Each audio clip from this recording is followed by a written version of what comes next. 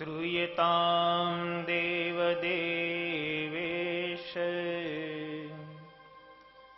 स्वामीनारायण प्रभो। त्वदीयेनावधानेन कथयिष्ये शुभकथा।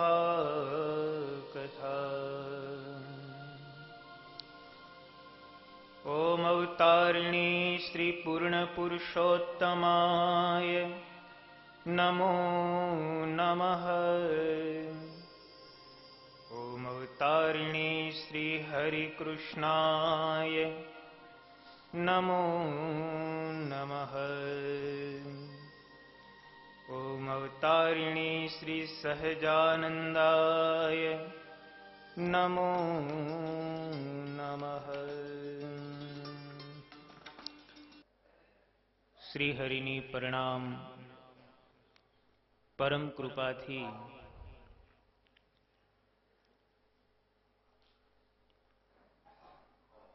आ दीक्षाधामने आंगणे महिला मंडल तरफथी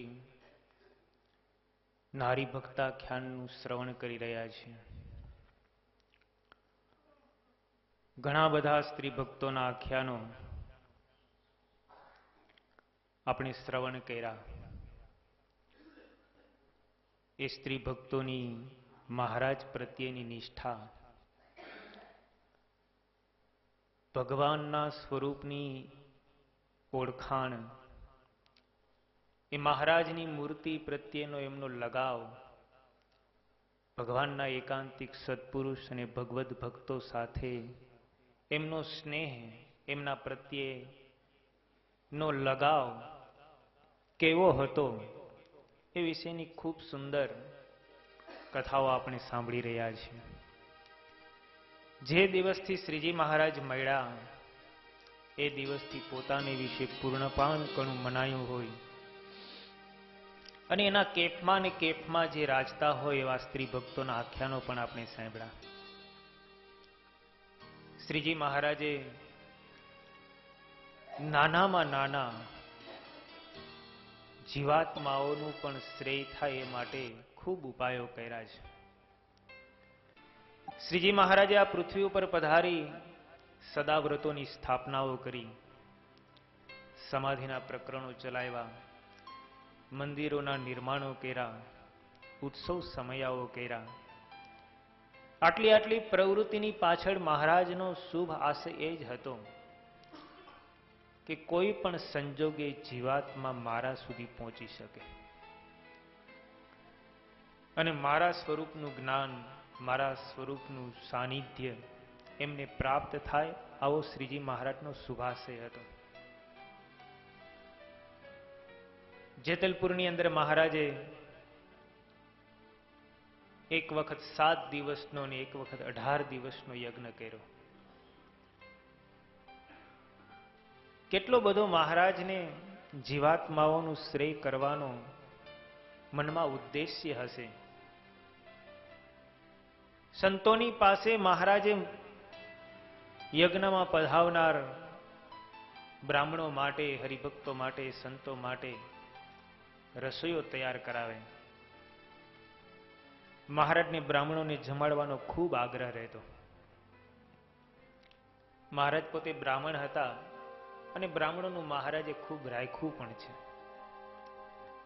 નિષ્કુળાનંદ સ્વામીએ તો ત્યાં સુધી ભક્ત ચિંતામણીની અંદર લખ્યું છે કે બ્રાહ્મણો યજ્ઞમાં વિઘ્ન કરવા માટે થઈને મરણ પર્યંત સુધીના પ્રયાસો કરી લીધા, છતાં પણ મહારાજે એમના સામું જોયા વગર એ બ્રાહ્મણોને ખુલ્લે હાથે દક્ષિણાઓ અર્પણ કરી છે। મહારાજે જેતલપુરની અંદર અને ડભાણની અંદર તો ત્યાં સુધી કહ્યું મહારાજે કે બ્રાહ્મણો યજ્ઞમાં વિઘ્ન કરવા માટે તૈયાર થયા। મહારાજને આ વાતની જાણ થઈ। મહારાજે કાઠી દરબારોને સાબદા કર્યા, કીધું કે આપણે બ્રાહ્મણોને જમાડવા તો છે પણ બ્રાહ્મણોને વિઘ્ન કરવા દેવું નથી। માટે પંક્તિ જ્યારે બ્રાહ્મણોની બેસે ને બધા કાઠી દરબારોએ બંદૂકો લઈને માથે ઊભું રહી જવું. કોઈ પંક્તિની અંદર વિઘ્ન કરવા માટે થઈને પ્રયત્ન કરે તો તરત એને દાંભી દેવો. બંદૂકો લઈને કાઠીઓને પંક્તિમાં ઉભા રાખ્યા અને બ્રાહ્મણોને પરાણે જમાડ્યા અને જમાડીને દક્ષિણાઓ પણ એટલી જ આપી. જેતલપુરના યજ્ઞમાં તો બ્રાહ્મણો રાત્રે ઘીના દેગડા ચોરી જતા. સીધું હોય, કોઠારો હોય, ઘી રેવા દે નહીં. બધું જ ઘી લૂંટાઈ ગયું. રાતોરાત ગાડાઓ ભરીને લઈ ગયા. સંતો મહારાજ પાસે એવા, મહારાજ ઘી બ્રાહ્મણો ચોરી ગયા છે, હવે કરશું શું? યજ્ઞ કેમ થશે? મહારાજ કે ચિંતા કરો માનો, બધું સારાવાના થઈ જશે. મહારાજ એક ખેડૂતનું રૂપ લઈને ઘીનું ગાડું ભરીને આવ્યા અને મહારાજ સભા કરીને બેઠા હતા. ત્યાં આવીને પેલા ખેડૂતના રૂપમાં રહેલા મહારાજે કીધું કે અહીંયા સ્વામિનારાયણ યજ્ઞ કરે છે મોટો, અમારે ખૂબ ભેંસો છે, એનું ઘી થાય છે, તો હું ઘી અર્પણ કરવા આવ્યો છું. આવા ઐશ્વર્યના દર્શન કરાવીને પણ મહારાજે યજ્ઞો કર્યા છે. એ જેતલપુરની અંદર લક્ષ્મીબાઈ નામની ગણિકાનું મહારાજે કેટલું કલ્યાણ કર્યું. વેશ્યાવૃત્તિથી પોતાના જીવનનો નિર્વાહ કરતી હતી.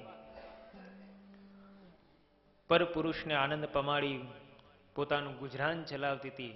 આવી લક્ષ્મીબાઈ નામની ગણિકાનો પણ મહારાજે ઉદ્ધાર કર્યો છે. મહારાજે બધા જીવોને યજ્ઞની સેવા મળે એટલા માટે થઈને ઘરે ઘરે આખા એ જેતલપુરની અંદર ઘઉં દળવાની સેવાનું સદાવ્રત ચલાવ્યું. મહારાજે કીધું કે દરેકે ઘરે ઘઉં લઈ જવા અને દળવા, દળીને તૈયાર કરીને લઈ આવવા. મહારાજ બધાને 20-20 કિલો એક મણ ઘઉં આપતા અને ઘંટુડાની અંદર પીલી એ સમયે તો કાંઈ ચકીઓ હતી નહીં અને સ્ત્રી ભક્તો હોંશે હોંશે યજ્ઞની અંદર આપણી સેવા લેખી લાગી એટલા માટે થઈ અને મહારાજ પાસે આવી પોતાનું નામ લખાવી જોખી અને હરિભક્તો પાસેથી ઘઉં લઈ જાય. આ સેવાનો પ્રવાહ જ્યાં ચાલતો તો મનમાં લક્ષ્મીબાઈને થયું, આપણા ગામને આંગણે સ્વામિનારાયણ ભગવાન કહેવાય છે, યજ્ઞ કરે છે, હજારો બ્રાહ્મણોની પંક્તિઓ થાય છે, દૂર દૂર દેશાંતરમાંથી હરિભક્તો આવે છે, જમે છે, આનંદ લૂંટે છે, અને હું અભાગણી અહીંયા જ રહી અને એમને રહી જાઉં છું.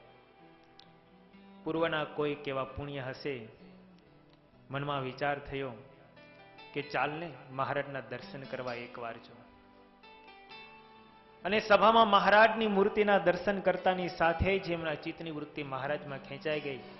મનમાં થયું કે હવે તો આ પ્રભુને રાજી કરી લેવા જેવું છે. અત્યાર સુધી મેં પરપુરુષને આનંદ પમાડ્યો, હવે આ પરમેશ્વરને આનંદ પમાડું ને તો મારું જીવન ધન્ય થઈ જશે. અને જ્યાં સેવાનો પ્રવાહ ચાલુ હતો ને, જ્યાંથી અનાજ અપાતું હતું ને દળવા માટે, લક્ષ્મીબાઈ ત્યાં ગયા. પેલા હરિભક્તોએ એમનો તિરસ્કાર કર્યો, તું તો પાપીણી છો, તારા હાથનું અનાજ દળેલું યજ્ઞમાં વપરાય તો બધા ભ્રષ્ટ થાય, માટે અમે તને અનાજ નહીં આપીએ. એમનો તિરસ્કાર કરી દીધો. મહારાજ થોડે દૂર યજ્ઞનું માર્ગદર્શન આપી રહ્યા હતા. મહારાજની દ્રષ્ટિ પેલી સ્ત્રી તરફ ગઈ. હરિભક્તો તિરસ્કાર કરતા હતા. મહારાજ સામેથી ત્યાં આવ્યા. લક્ષ્મીબાઈને પૂછ્યું, બાઈ શું છે? પેલી લક્ષ્મીબાઈ ગડગડી થઈને મહારાજના સન્મુખ ઉભી રહી, બે હાથ જોડીને કહે છે, મહારાજ હું એક પાપીણી છું. તમે અહીંયા આવડો મોટો યજ્ઞ કરી રહ્યા છો. હું પરપુરુષને આનંદ પમાડનારી એક વેશ્યા છું. પણ મને મનમાં એમ થયું છે કે જો મને થોડી ઘઉં દળવાની સેવા મળે ને તો હું થોડીક સેવા કરું. ત્યાં તો હરિભક્તો તરત બોલી ઉઠ્યા, મહારાજ એ તો પાપીણી છે, વેશ્યા છે, એના હાથનું અનાજ આપણા યજ્ઞમાં ન વપરાય. મહારાજ કે તમે શાંત થાઓ. મહારાજે લક્ષ્મીબાઈને કીધું, તું તારા હાથે જો દળ ને તો અનાજ આપીએ, અને લક્ષ્મીબાઈ તરત મહારાજને હાથ જોડીને કીધું, મહારાજ હું મારે હાથે દળીશ, કોઈને પણ દળવા માટે નહીં દઉં. મહારાજે રાજી થઈને એક મણ ચોખાવ્યું હરિભક્તો પાસે અને એને અનાજ અપાયું. હોંશે હોંશે પેલી લક્ષ્મીબાઈ ઘરે ગઈ અને પછી તો આખી રાત્રિ પર્યંત જાગીને અને એમને અનાજ દળ્યું. હાથમાં ફળ ફૂલા પડી ગયા, છતાં પણ કોઈ માણસને કહ્યું નહીં કે તમે દળી દો. આખી રાત્રિ જાગીને સવારે લોટનું બાચકું ભરીને મહારાજ જ્યાં સભા કરીને બેઠા હતા ને ત્યાં આવી. થોડેક દૂર ઊભી રહી. મહારાજ સભાની અંદર કથા વાર્તા કરી રહ્યા હતા. આગળના ભાગમાં સંતો બેઠા હતા, હરિભક્તો પછી બેઠા અને ત્યાર પછી સ્ત્રી ભક્તો બેઠા હતા. બરોબર વચ્ચે માર્ગ હતો. માર્ગમાં સામે દૂર લક્ષ્મીબાઈ લોટનું બાચકું લઈને ઊભી છે. ધીરે ધીરે મહારાજ સન્મુખ આવે. મહારાજ કહે છે પેલી લક્ષ્મીબાઈને આવવા દો. ત્યાં તો હરિભક્તોમાં ગણગણાટ શરૂ થઈ ગયો. મહારાજ એ પાપીણીએ કોઈ દિવસ હાથે દળ્યું ન હોય, એને પોતાની દાસીઓ પાસે દળાવ્યું હશે અને એવા પાપીના હાથનું અનાજ મહારાજ જો આ યજ્ઞમાં વપરાય તો પછી અમારા બધાની બુદ્ધિ ભ્રષ્ટ થાય. મહારાજ એનું અન્ન તમે સ્વીકારતા નહીં. મહારાજ કહે છે કે આવવા દો, આવવા દો આ બાજુ. અને મહારાજના આદેશથી પેલી સ્ત્રી આવી, મહારાજના ચરણોમાં લોટનું બાચકું મૂક્યું. મહારાજે કીધું કે લક્ષ્મી, આ તે જાતે દળ્યું છે? લક્ષ્મીબાઈ કાંઈ બોલ્યા નહીં, પણ પોતાના બંને હાથમાં ફળફોલા પડી ગયા હતા ને એ હાથ મહારાજની સન્મુખ કર્યા. મહારાજ મેં મારા હાથે જ દળ્યું છે, આ જુઓ ફોડલા પડી ગયા છે. મહારાજ લક્ષ્મીબાઈનો પરિશ્રમ જોઈ અને મહારાજ ખૂબ રાજી થયા. મહારાજ કે જા લક્ષ્મી, અત્યાર સુધીના તારા પાપ બધા ગયા. ત્યાં હરિભક્તોને માટે, આ યજ્ઞને માટે આટલો બધો પુરુષાર્થ કરીને ત્યાં ઘઉં દળીને લાવી છો ને, તારા બધા જ પાપ નષ્ટ. મૂળજી બ્રહ્મચારીને બોલાવ્યા. બ્રહ્મચારીને બોલાવીને કીધું, બ્રહ્મચારી આ લોટમાંથી આજ અમારા માટે થાળ કરજો. અમે જમશું, અમારે એને નિર્દોષ કરવી છે. અને હરિભક્તો બધા મહારાજને પૂછવા માંડ્યા, મહારાજ આવી પાપીના પાપ નષ્ટ થઈ જશે? મહારાજ કે પાપીના પાપ નષ્ટ નહીં, પણ અમે આજે એનું મુક્તાનંદ સ્વામીના જેવું કલ્યાણ કરીશું, જાઓ. અને મહારાજે એટલી કરુણા વરસાવી અને એનું મુક્તાનંદ સ્વામીના જેવું કલ્યાણ કર્યું. હરિભક્તો એ મહારાજને બીજો સવાલ પૂછ્યો, મહારાજ મુક્તાનંદ સ્વામીએ કેટલી બધી સાધના કરી, તમારા માટે થઈને એને ભેખ લીધો, તમને રાજી કરવા માટે થઈને રાત દિવસ તમારી પાછળ દોડે છે અને તમે એનું મુક્તાનંદ સ્વામીના જેવું કલ્યાણ કરો.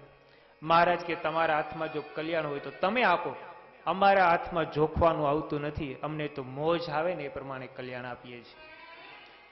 મહારાજ કે અમે તો મુક્તાનંદ સ્વામીના જેવું એનું કલ્યાણ કરીશું.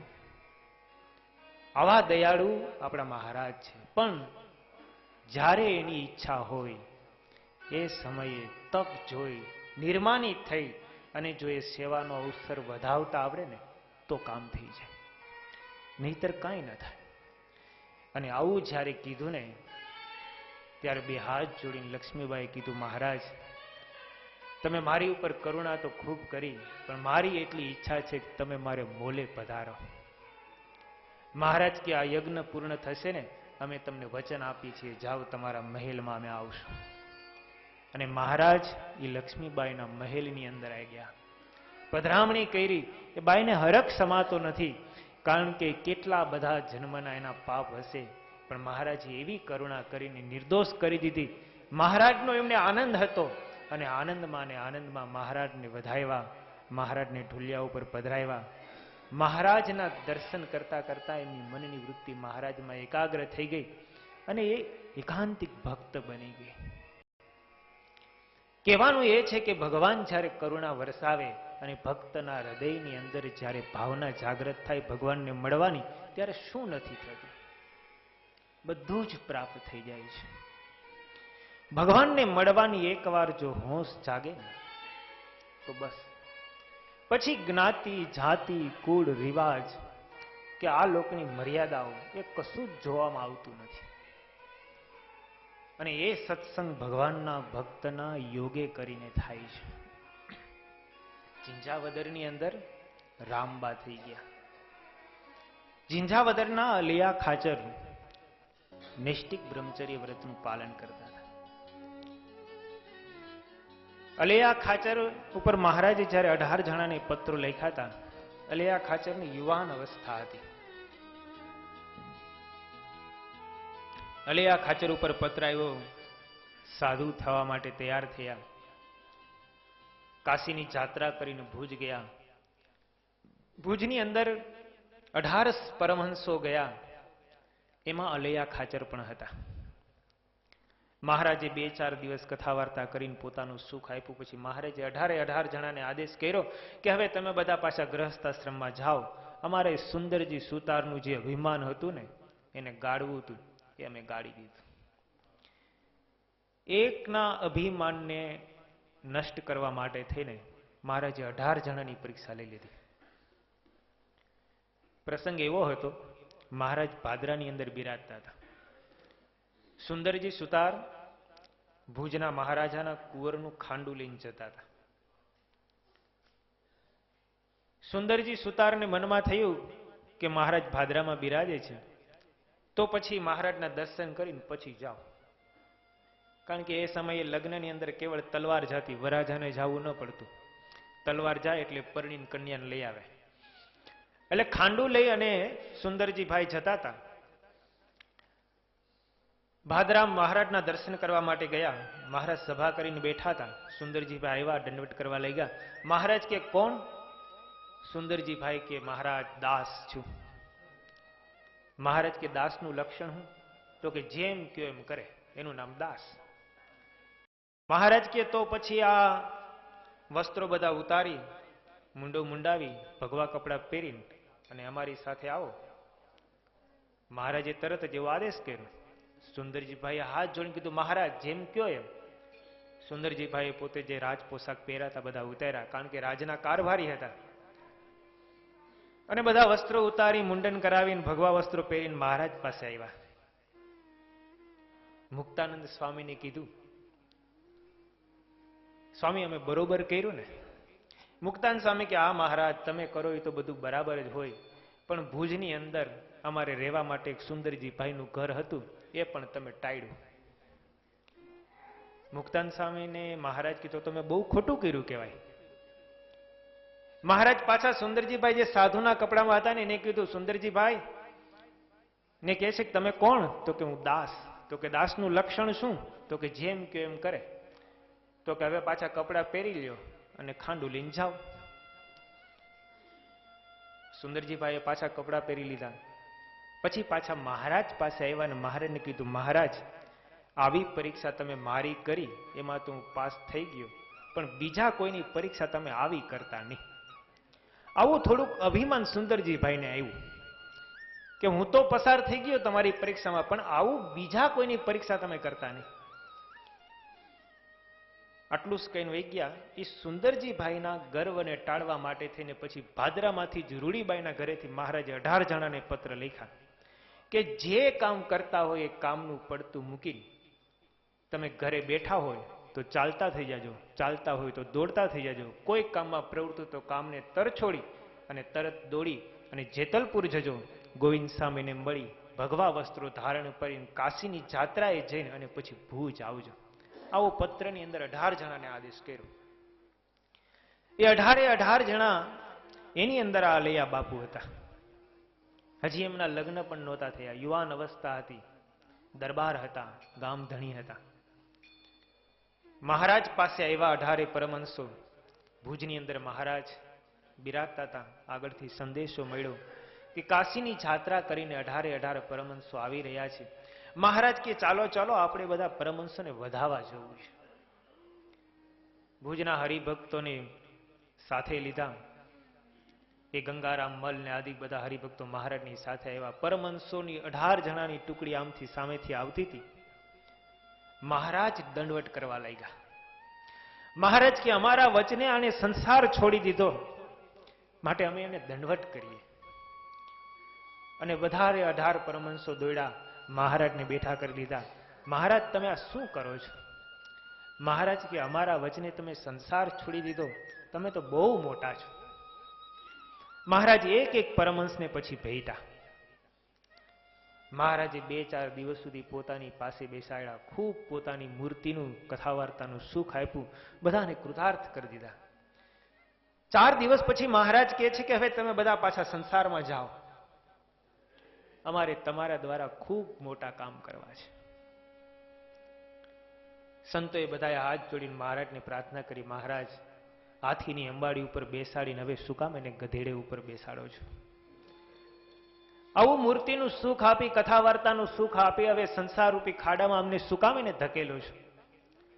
મહારાજ કે પરમહંસો, અમારે તમે સંસારમાં રહેશો ને તો પણ તમે નિર્બાધ રહેશો, જાઓ તમને સંસાર લોપશે ને એવો અમે તમને આશીર્વાદ આપીએ છીએ, પણ અમારે તમારા દ્વારા સંસારમાં રહીને અનેક જીવાત્માઓના કલ્યાણ કરવા છે ને, એટલે તમારે સંસારમાં તો જવું જ પડશે, અમારો આદેશ છે.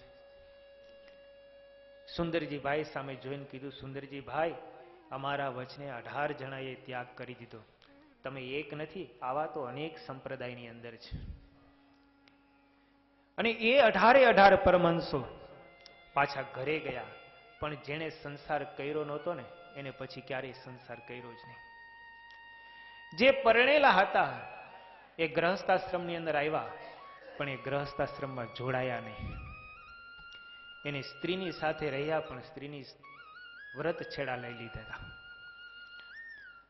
આવા 18 પરમહંસો હતા. એ માયલા કલૈયા બાપુ પછી એમણે આખી જિંદગી બ્રહ્મચર્ય વ્રત પાડેલું. એ અલૈયા ખાચરની દરબારગઢની અંદર એક સથવારા જ્ઞાતિના રામબાઈ રહેતા હતા. આ રામબાઈ નાની ઉંમરમાં એમના માતા પિતા મૃત્યુ પામ્યા, નિરાધાર હતા, કોઈ એમનો આશ્રય હતું નહીં. એટલે અલૈયા બાપુએ આ ગુણિયલ છોકરીને જોઈને પોતાના દરબારગઢમાં રાખી. એ 10 વર્ષની બાળા હતી, એમના માતા પિતા ગુજરી ગયા હતા, અને અલૈયા બાપુ એમનું ભરણ પોષણ કરતા. પણ અલૈયા બાપુને મહારાજના રંગે રંગાયેલા સંતો વારે વારે એમને ત્યાં પધારે, હરિભક્તો એમને ત્યાં સત્સંગ કથા કરવા માટે આવે. અલૈયા બાપુ જ્યારે જ્યારે ગઢપુર મહારાજના દર્શન કરવા માટે જાય ત્યારે રામબાઈ પણ સાથે જાય. બહેનોની સભાની અંદર બેસે, જીવબાન લાડુબાના કથા વાર્તાનો યોગ રહ્યા કરે. અને પછી જ્યાં યુવાન અવસ્થાને પહોંચ્યા, 20-25 વર્ષની ઉંમર થઈને, ત્યાં તો રામબાઈનું અંતર મહારાજના રંગે રંગાઈ ગયું. એને થઈ ગયું કે હવે તો મારે સંસાર કરવો જ નથી, મારે તો બસ જીવબા અને લાડુબાની જેમ સાંખ્યોગ વર્તમાન લઈ અને બસ ભગવાનને ભજવા છે. પણ અલૈયા બાપુને મનની અંદર વારે વારે થયા કરે, કારણ કે લોકલાજ થોડીક એમને આડી આવે. પોતે તો પરિણા નહોતા, પોતાના માટે લોકલાજ જરાય નથી, પણ મનમાં એમ થયા કરે, આ સથવારાની એમને અનાથ દીકરી છે, એમને પાળી પોષીને મેં મોટી કરી, અને હવે જો હું એને નહીં પરણાવું ને તો ગામ લોકો મને કહેશે આ તો એક દીકરીને પોતાને ત્યાં ગુલામ તરીકે રાખી, એનું પરણાવતા પણ નથી. એટલે લોકની થોડીક આબરૂને લઈને અલૈયા બાપુ કીધા કરે, રામબાઈ હવે તમે યુવાન થયા, તમારા માટે એક તમારી જ્ઞાતિનો એક સારો મૂર્તિઓ જોઈ લો અને એની સાથે તમને ભરાવી દઉં તો મારી ઉપરથી પણ થોડોક બોજો ઓછો થાય. રામબાઈ એક દિવસ અલૈયા બાપુને કીધું, બાપુ મારી તમને એક પ્રાર્થના છે, જે દિવસના મને મહારાજ મળ્યા છે ને તે દિવસથી મારે હવે પરણવાની ઈચ્છા છે જ નહીં. અલૈયા બાપુ કહે છે, દીકરી પરિણા વગર થોડુંક ચાલે, તું યુવાન થઈ છો, તારે હવે પરણવું જોઈએ. રામબાઈથી રહેવાનું નહીં. રામબાઈએ તરત જ અલૈયા બાપુને કીધું, બાપુ આજ દિવસ સુધી તો મેં મર્યાદા રાખી છે, મેં તમારી સામે ક્યારેય પણ ઊંચા સ્વરે બોલી નથી, પણ મારે તમને એટલો એક પ્રશ્ન પૂછવો છે, તમે કેમ કુંવારા રહ્યા છો? તમારે પરણવું હતું ને? અલૈયા બાપુ કહે છે, મને તો શ્રીજી મહારાજ મળ્યા છે એટલે સંસારની બધી વાસનાઓ ટળી ગઈ છે. રામબાઈ કહે, તો બાપુ મને શ્રીજી મહારાજ મળ્યા છે એટલે મારે પણ પરણવાની ઈચ્છા નથી. અલૈયા બાપુ પાસે બીજો કોઈ જવાબ નહોતો, પણ લોકલાજને કારણે ના છૂટકે પછી અલૈયા બાપુએ એક મૃત્યુ ગોઈતો અને રામબાઈને પરાણે પરણવા માટે આગ્રહ કર્યો. રામબાઈએ કીધું, મહારાજ બાપુ હું તો નહીં પરણું. અંતે અલૈયા બાપુ મહારાજ પાસે ગયા. મહારાજને કીધું, મહારાજ તમે રામબાઈને સમજાવો. અને રામબાઈ જેમ માને ને તો વધારે સારું. મહારાજે રામબાઈની ઈચ્છા જાણી, અલેહા બાપુનો આગ્રહ, મહારાજે વચ્ચેનો એક રસ્તો કાઢ્યો. મહારાજે રામબાઈને એક શબ્દ કીધો, પરણીને પ્રભુ ભજવા. બીજું મહારાજ કાંઈ વચ્ચે ન બોલ્યા. જો એમ ન કે તમારે પરણવું નહીં, તો પછી અલૈયા બાપુને ખૂબ દુઃખ થાય કે મહારાજ મારું પણ રાખતા નથી. એટલે બાપુનું રાખવા માટે થઈ અને રામબાઈને એટલું કેવડાવ્યું, પરણીને તમારે પ્રભુ ભજવા. રામબાઈ મહારાજના મર્મને સમજી ગયા કે મહારાજ શું કહેવા માંગે છે. રામબાઈ અલૈયા બાપુને કહે છે કે બાપુ કાંઈ વાંધો નહીં, મહારાજનો આદેશ છે તો હું પરણવા તૈયાર છું. પછી તો લગ્ન નક્કી થયા અને અલૈયા બાપુએ પોતાની એકને એક દીકરી તરીકે સ્વીકારેલી હતી. એટલે બહુ મોટા પ્રમાણની અંદર આયોજન કર્યું. બધા સગા વાલાઓને બોલાવ્યા, આખા ગામને નોતરું આપ્યું, ખૂબ સરસ રમણીય મંડપ બનાવ્યો અને રામબાઈના 4 ફેરા લેવાયા. અને 4 ફેરા લેવાયા. રામબા ઉતાવળા થાય. રામબા બ્રાહ્મણને કહે છે કે બ્રાહ્મણ, પરણવાનું કામ પૂરું થયું? બ્રાહ્મણ કહે છે કે હા, તમારા 4 ફેરા લેવાઈ ગયા, હવે પરણવાનું કામ બધું પૂરું થયું. રામબાઈએ સોળે શણગાર સજાતા, હાથમાં સુંદર બંગડીઓ પહેરીતી, પગમાં ઝાંઝર હતા. એ સુહાગણને શોભે અને મંડપ, લગ્ન મંડપમાં સ્ત્રીના જેવા શણગાર હોય એવા શણગારથી યુક્ત રામબાઈ હતા. રામબાઈએ 4 ફેરા પૂરા થયા ને તરત જ પોતાનો ઘૂંઘટ ઊંચો કર્યો અને પોતાના પતિનો મંડપની અંદર હાથ પકડીને કહે છે કે ભાઈ, હવે આ હું છે ને તને હાથ ઘરનું અર્પણ કરવા ઈચ્છું છું. ત્યાં તો આખા જેટલા બધા માણસો હતા ને બધા જોવા લાગ્યા કે આ શું કરવાનું. રામબાઈ ગાંડા તો નથી થયા ને? અલૈયા બાપુ વાઘ થઈ ગયા. રામબાઈએ તરત જ એક જ સેકન્ડની અંદર પોતાના બધા જ અલંકારો ઉતારી અને પોતાનો પતિ જેની સાથે 4 ફેરા ફેરાતા ને એના ચરણમાં બધા અલંકારો મૂકી દીધા અને કીધું, ભાઈ આ મારું હાથ ઘરણું, હવે આજથી તું મારો ભાઈ છું. શ્રીજી મહારાજની આજ્ઞા હતી કે પરણીને પ્રભુ ભજવા. આ પરણવાનું કામ મેં પૂરું કર્યું, હવે મારે પ્રભુ ભજવા છે. શ્રીજી મહારાજના વેણનો એને કેવો અર્થ કર્યો.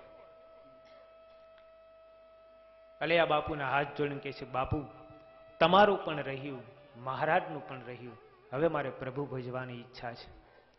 અલૈયા બાપુ હવે કાંઈ બોલી શકે તેમ હતા નહીં. અંતે બધા જે વરપક્ષના હતા એ બધા માણસોને શાંત પાડ્યા. કીધું કે જે થવાનું હતું એ થયું. આ રામબાઈને હું પણ હવે પહોંચી શકું તેમ નથી. હવે તો ભગવાન ભજવામાં એમનું તાન લાગ્યું છે ને, હવે એને ભગવાન ભજવા દો. વરાજાને મનની અંદર થયું કે આવી સ્ત્રી કે જેની વૃત્તિ ભગવાનમાં તણાયેલી છે, મહારાજની કૃપાથી વરાજાની વૃત્તિઓ પલટાઈ ગઈ. એને કીધું કે તમારી સાથે મને ફેરા ફરવાનું મન સૌભાગ્ય પ્રાપ્ત થયું, મારા બહુ મોટા ભાગ્ય છે. અને એણે વરાજાએ એ રામબાઈના ચરણોમાં પ્રણામ કરીને ત્યાંથી પ્રસ્થાન લીધું. રામબાઈએ અંતે અલૈયા બાપુને કીધું, બાપુ મારી હવે એવી ઈચ્છા છે કે તમે મને ગઢપુર મૂકી જાઓ, હવે મારે અહીંયા પણ રહેવું નથી. અને અલૈયા બાપુ પછી એમને ગઢપુર મૂકી ગયા અને ગઢપુરની અંદર તેઓ ઘણા વર્ષો સુધી રહ્યા. પછી તો મહારાજ આદેશ કરતા તમારે ગામડે ગામડે ફરીને સત્સંગ કરાવો. અને મહારાજના આદેશથી એ રામબાઈ ગામડે ગામડે ફરતા સત્સંગ કરાવતા. એમ કરતા કરતા 100 વર્ષ સુધી જીવા અને ચાડા ગામની અંદર એમણે પોતાના પંચભૌતિક શરીરને છોડ્યું. આવી રીતે રામબાઈએ શ્રીજી મહારાજની નિષ્ઠાપૂર્વક ભક્તિ, સેવા, પરિચર્યા કરી અને મહારાજનો રાજીપો છે ને એ પ્રાપ્ત કર્યો હતો. આવા તો સત્સંગમાં અનેક સ્ત્રી ભક્તો થઈ ગયા કે જેમણે મહારાજને માટે બધું જ સમર્પિત કરી દીધું. ઘરના સગા સંબંધીઓ જ્યારે વિરોધી હોય ને ત્યારે ભગવાનનો અને ભગવાનના ભક્તનો પક્ષ રાખવો ને બહુ મોટી વાત છે. એ બહુ કઠણ હોય છે. ઘરના મોભી જ્યારે વિરોધ કરતા હોય અને એના વિરોધને અવગણીને એની સામે જરા પણ નજર લેખા વગર ભગવાનને અને ભગવાનના ભક્તને ભજવા, સત્સંગ કરવો, કથા વાર્તા કરવી, વ્રત નિયમો પાડવા, એ બહુ આકરું હોય છે. ગઢપુરના જીવા બાપુ, આમ તો એને મોટી ડેલી વાળા એવું શાસ્ત્રમાં બહુ ઉપમા આપી છે. મહારાજ કે બધા કામા છે ને મોટી ડેલી વાળાના છે, આવા શબ્દો મહારાજ બહુ વાપરતા. જીવા બાપુ ન કહેતા મહારાજ, કારણ કે એની છાપ બહુ મોટી હતી. પણ એને મહારાજને માટે 2-3 વસ્તુ છે ને બહુ સારી કરી. દાદા ખાચરનો એમને વિરોધ બહુ જ રહ્યા કરતો, પણ મહારાજની સમયની સેવા, સમય સૂચકતા એમણે જે વાપરી છે ને એ બહુ ગજબની હતી. મહારાજનો, મહારાજના સંતોનો, દાદા ખાચરનો દ્વેષ પણ એટલો જ કર્યો, પણ અંતે મહારાજ એમના ગુના સામું જરાય જોયું નથી. એ જીવા ખાચરને 2 દીકરીઓ હતી, એક અમુલાબા અને એક અમરબા. આ બંને દીકરીઓને મહારાજનો બહુ મહિમા હતો. જીવબા અને લાડુબાની સાથે, કારણ કે કાકા બાપાની બેનું થાય બધી, એબલ બાપુ ને જીવા બાપુ બંને ભાઈઓ. એટલે જીવબા લાડુબાની સાથે સત્સંગ થાય, એમની સાથે બેસવા ઉઠવાનું થાય. આ અમુલાબા અને અમરાબા એમણે પણ સાંખ યોગ પાડ્યો હતો, એ પણ પરિણામ હતા. આ બંને બહેનો શ્રી હરિ વચ્ચે ખૂબ પ્રીતિવાળા હતા. એક વખત આ બંને બહેનોએ મહારાજને કીધું, મહારાજ તમે અમારા દરબાર ગઢની અંદર ઉત્સવ કરો. દાદા ખાચરના દરબારમાં તો તમે ઘણા ઉત્સવો કરો છો. આ બંને બહેનોની પ્રાર્થનાથી જીવા બાપુના દરબારમાં ફૂલદોલનો ઉત્સવ મહારાજે કર્યો. એકવાર મહારાજે જન્માષ્ટમીનો ઉત્સવ પણ ત્યાં કરેલો. એ વખતે મહારાજની અમુલાબા અને અમરાબા બંનેએ ખૂબ સેવા કરી. મહારાજને પોશાક ધરાવ્યા, મહારાજને અલંકારો ધારણ કરાવ્યા. મહારાજ પણ આ બંને બહેનોના ભક્તિભાવથી ખૂબ રાજી હતા. પણ મહારાજને મળવા માટે થઈને ક્યારેક ક્યારેક જીવા બાપુને, આમાં છે ને ક્યારેક ક્યારેક અમુક માણસોની પ્રકૃતિ એવી હોય, પોતાને જ્યારે સ્વાર્થ સાધવો હોય ને ત્યારે ભગવાનની સાથે, ભગવાનના ભક્તોની સાથે, સંતોની સાથે ખૂબ મળી જાય, અને પછી જ્યારે એવા પ્રસંગો આવે ને ત્યારે દૂર રહીને વિરોધ પણ એવો કરે. અત્યારે પણ સત્સંગમાં એવા બહુ હોય, મંદિરે આવતા હોય ત્યારે સંતોને 2 હાથ જોડીને પ્રણામ કરતા હોય, નમતા હોય, કથા વાર્તામાં બેસતા હોય, પછી ગામને પાદર જઈને સંતોની ટીકા કરતા હોય. એને 2 મુખ્ય માણસો કહેવાય. એ બાયલા જીવા ખાચર હતા. એટલે 2 મુખવાળું બહુ ન થવું. વિરોધ કરવો તો દૂર રહીને કરવો, નજીકતા બતાવીને.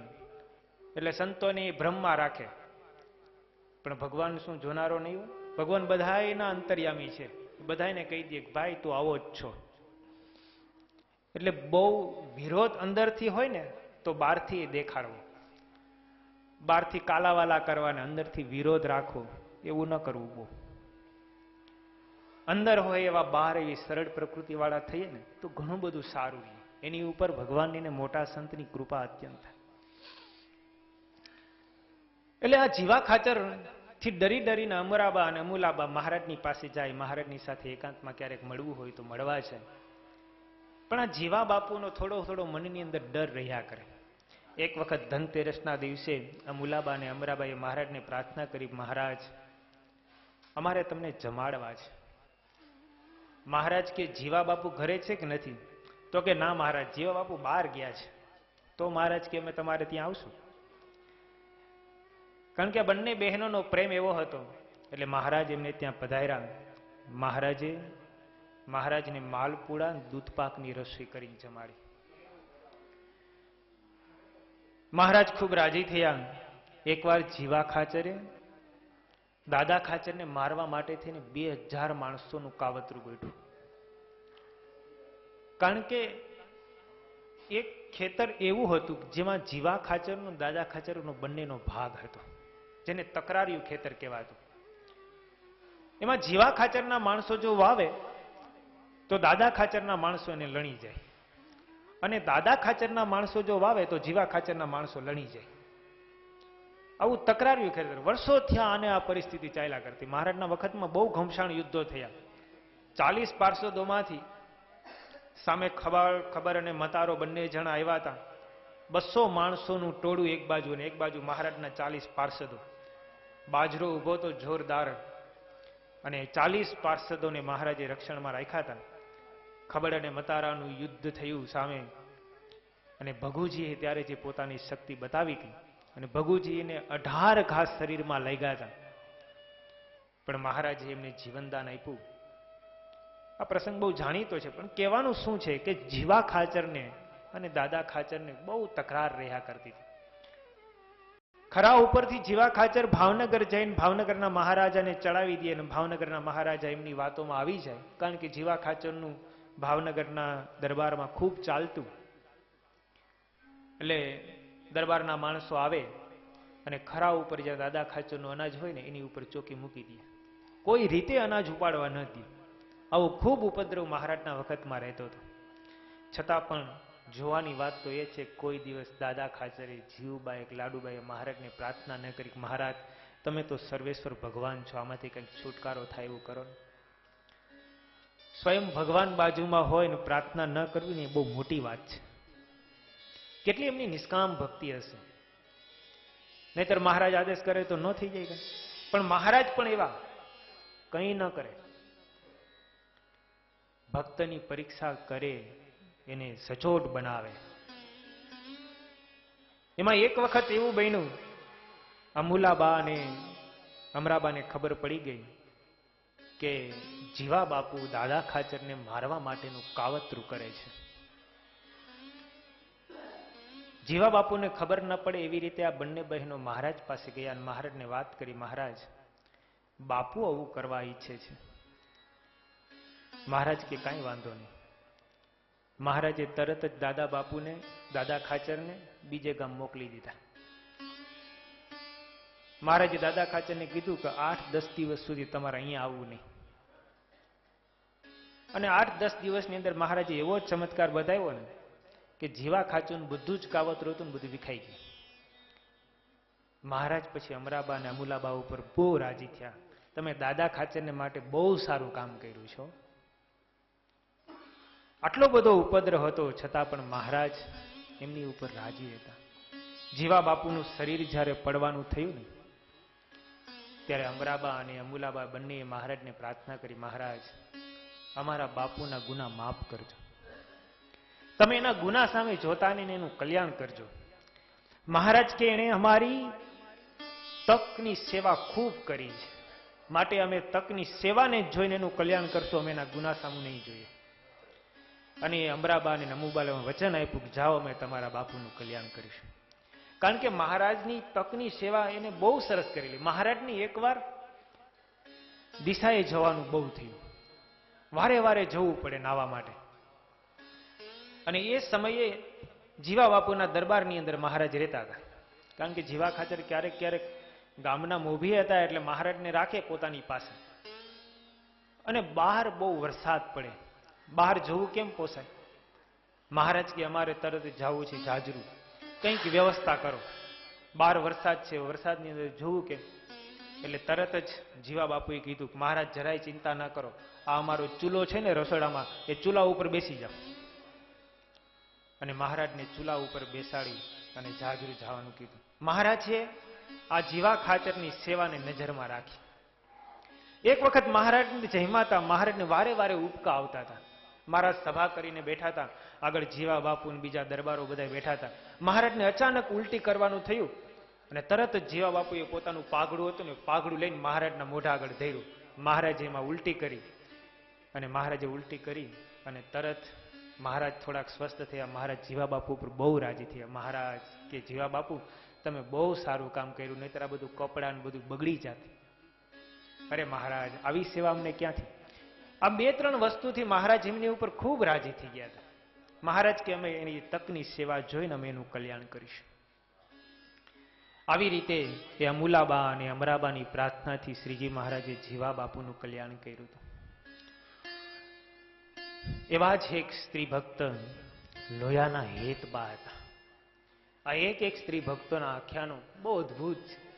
મહારાજે આ હેતબા માટે તો બહુ ગજબનું કામ કરેલું છે.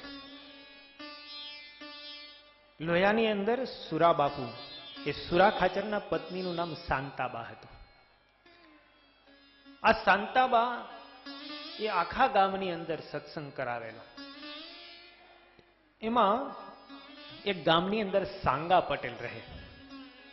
આ સાંગા પટેલના પત્નીનું નામ હેતબા હતું. એ હેતબા શાંતાબાની પાસે કથા વાર્તા કરવા જાય, એમની પાસે બેસે. જ્યારે જ્યારે મહારાજ લોયા પધારે ત્યારે મહારાજના દર્શન કરવા જાય. એમ કરતા કરતા અને શાંતાબાના યોગમાં રહેતા હેતબાને ખૂબ સત્સંગ સારો થયો. પણ એમનો પતિ સાંગા પટેલ એટલો બધો ઉથમીનો હતો. એવો શબ્દ તો ન વપરાય, પણ મહારાજે એવો શબ્દ શાસ્ત્રોમાં લખ્યો છે, સંતોએ ઉથમીનો એવો શબ્દ વાપર્યો છે. એટલે હોય અમુક એવા વારે વારે ઉલટા ચાલે ને એને ઉથમીનો કહેવાય. અવડા જ ચાલતા હોય. અને સાંગા પટેલ જ્યારે જ્યારે હેતબા સત્સંગ કરવા જાય, મહારાજના દર્શન કરવા જાય, અને હેતબા પૂજાપાઠ કરતા થયા. જ્યારે જ્યારે ભજન કરવા બેસે, માળા લઈને બેસે એટલે તરત સાંગા પટેલ આવી ન બોલવાના શબ્દ બોલે. ક્યારે તો હેતબાને માર મારે, છતાંય પણ હેતબા બધું જ સહન કરે, કાંઈ બોલે નહીં, બસ સ્વામિનારાયણ સ્વામિનારાયણ સ્વામિનારાયણ કર્યા કરે. કારણ કે એને ખબર હતી કોણ મહારાજ છે, કેવા મહારાજ છે, અને એવા મહારાજ મને મળ્યા છે. એક દિવસ જ્યારે દુઃખ સહન ન થયું, ખૂબ માર પડ્યો ને, એટલે હેતબાએ શાંતાબાને જઈને કીધું, શાંતાબા હવે સહન થતું નથી. મને એવું ઘણીક વાર વિચાર આવે છે કે આ સાંગા પટેલને છોડીને ક્યાંક જતી રહું અથવા તો મરી જાવ તો સારું. હવે દુઃખ સહન નથી થતું. શાંતાબાએ થોડીક ધીરજ આપી. શાંતાબાએ કીધું, એક કામ કર, મહારાજ જ્યારે પધારે ને ત્યારે મહારાજને તું આ વાત કરજે તારા દુઃખની. થોડાક દિવસો પછી મહારાજ પધાર્યા. એકાંત જોઈ સાંગા પટેલ વાડીએ ગયા હતા. લાગ જોઈ અને હેતબા તરત મહારાજ પાસે આવ્યા. શાંતાબા મહારાજ સભામાં બેઠા હતા. શાંતાબાઈએ હરિભક્ત દ્વારા મહારાજને સંદેશો મોકલાયો. મહારાજને કીધું કે શાંતાબા બોલાવે છે. મહારાજ સભામાંથી ઉભા થઈને શાંતાબા પાસે આવ્યા, હેતબાને બોલાવ્યા. શાંતાબાઈએ ને હેતબાએ મહારાજની એકાંતમાં વાત કરી. હેતબાએ પોતાનું દુઃખ રજૂ કર્યું. મારા પતિ તરફથી એવો ત્રાસ છે, મહારાજ કંઈ કૃપા કરો, કાં તો એને સત્સંગ કરાવો ને કાં તો મને ધામમાં લઈ જાઓ. હવે દુઃખ સહન નથી થતું.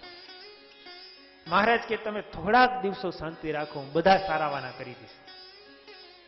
મહારાજ કે હમણાં તો અમારે જવું છે ગઢપુર, અમે થોડાક દિવસો પછી પાછા આવશું. એમાં અચાનક એક દિવસ મહારાજ આવી ચડ્યા. સાંગા પટેલ વાડીએ હતા. સવારનો સમય હતો, 9 વાગ્યા હતા.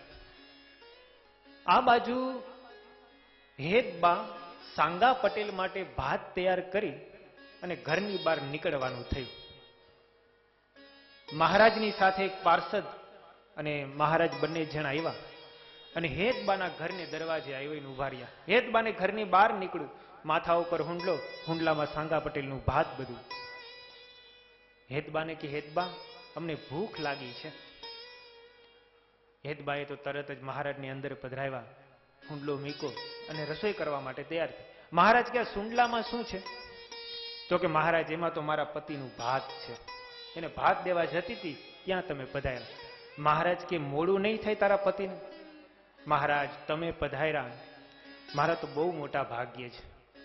હું તમને જમાડીને પછી ભાત દઈ આવીશ. થોડીક વાર બોલશે, બહુ થશે તો મારશે, માર સહન કરી લઈ, પણ મહારાજ તમને જમાડવાનો મોકો મને ક્યાંથી મળશે? મહારાજ કે તમે એક કામ કરો, તમે અમારા માટે રસોઈ બનાવો. આ બ્રહ્મચારી ભલે અહીંયા રહ્યા અને હું ભાત દઈ આવું. અરે મહારાજ તમારે થોડુંક ભાત દેવા જવાય, એ તો તમારો વિરોધી છે. તમને જોશે તો ન બોલવાના શબ્દો બોલશે, તમને ગાળો ભાંડશે. મહારાજ કે કાંઈ નહીં થાય, તમે જરાય ચિંતા કરો માં, તમે અમારે માટે રસોઈ બનાવો, અમે તમારા પતિને ભાત દઈ આવશું. એ સાંગા પટેલની વાડી ક્યાં છે કયો જોઈએ? મહારાજ વાડી તો અહીંથી બહુ દૂર છે, દક્ષિણ દિશામાં આવી. મહારાજ કે કાંઈ વાંધો નહીં, અમે ગોતી લેશું, તમે જરાય ચિંતા ન કરો, નિરાતે અમારા માટે રસોઈ કરો, અમે સાંગા પટેલને ભાત દઈને આવીએ, પછી અહીંયા આવીને અમે જમશું. તમે જરાય ચિંતા કરતા નહીં, અમારી રાહ પણ જોતા નહીં. આટલું મહારાજ કહી માથે સુંડલો લીધો અને મહારાજ નીકળ્યા ભાત દેવા. જુઓ ભક્તને માટે ભગવાન કેવું કરે છે. મહારાજ હાથ માથે સુંડલો લઈ અને ચાલ્યા જાય. માર્ગની અંદર વાડીઓ આવે ને, દક્ષિણ દિશા તરફ ચાલતા ચાલતા થોડીક દૂર ચાલ્યા પછી આજુબાજુની વાડીઓમાં ખેડૂતો હોય ને, ખેડૂતોને પૂછે સાંગા પટેલની વાડી ક્યાં આવી? એમ પૂછતા પૂછતા મહારાજ આગળ ચાલ્યા જાય અને સાંગા પટેલની વાડી દૂરથી કોઈ કે બતાવી, જો પેલી વાડી પીપળાના વૃક્ષ છે ને મોટા મોટા, ત્યાં એની વાડી છે. મહારાજ ત્યાં ગયા. આ બાજુ સાંગા પટેલ સાંતી હાંકતો હતો. 11 વાગ્યાનો સમય થઈ ગયો તો ઉનાળાનો ધગધગતો તાપ હતો. મહારાજ વાડી તરફ ચાલ્યા આવે. સાંગા પટેલ વારે વારે જોયા કરે, ઓલી હાડી ભૂખેલ હજી કેમ આવી નહીં? કારણ કે દરબારો ને ખેડૂતો ને બધું હોય કેવા શબ્દો. મનમાં બળતરા કરે, વેલી મરે તો થોડુંક મારું કામ કરે. ત્યાં તો મહારાજને દૂરથી જોયા. હવે સોનેરી વસ્ત્રો ધારણ કર્યા હોય, માથે સોનેરી પાક અને એની ઉપર હુંડલો, હુંડલામાં વરથારું ભાત ને બધું. અને મહારાજને જોયા ને મનમાં પેલો સાંગા પટેલ વિચાર કરે કે ઓલા ભગવાન સ્વામિનારાયણ જે સોનેરી વસ્ત્રો પહેરે છે, માથે સરસ મજાનું મોડિયું બાંધે છે, આ એ જ લાગે છે, પણ એ આ મારી વાડી બાજુ કેમ આવે છે? ત્યાં તો મહારાજ આવા જ્યાં વિચારો કરે ને ત્યાં તો મહારાજ પહોંચી ગયા. મહારાજ પૂગીને કે છે, આ સાંગા પટેલની વાડી આ? તો કે હા, હું જ સાંગો. મહારાજ કે અમે હેતબાના ભગવાન છીએ, અમે તમારા ટુ ભાત લાવ્યા, જમી લ્યો. તો કે તમે શું કામ એને લાવ્યા? ઈ કેમ ના આવ્યું?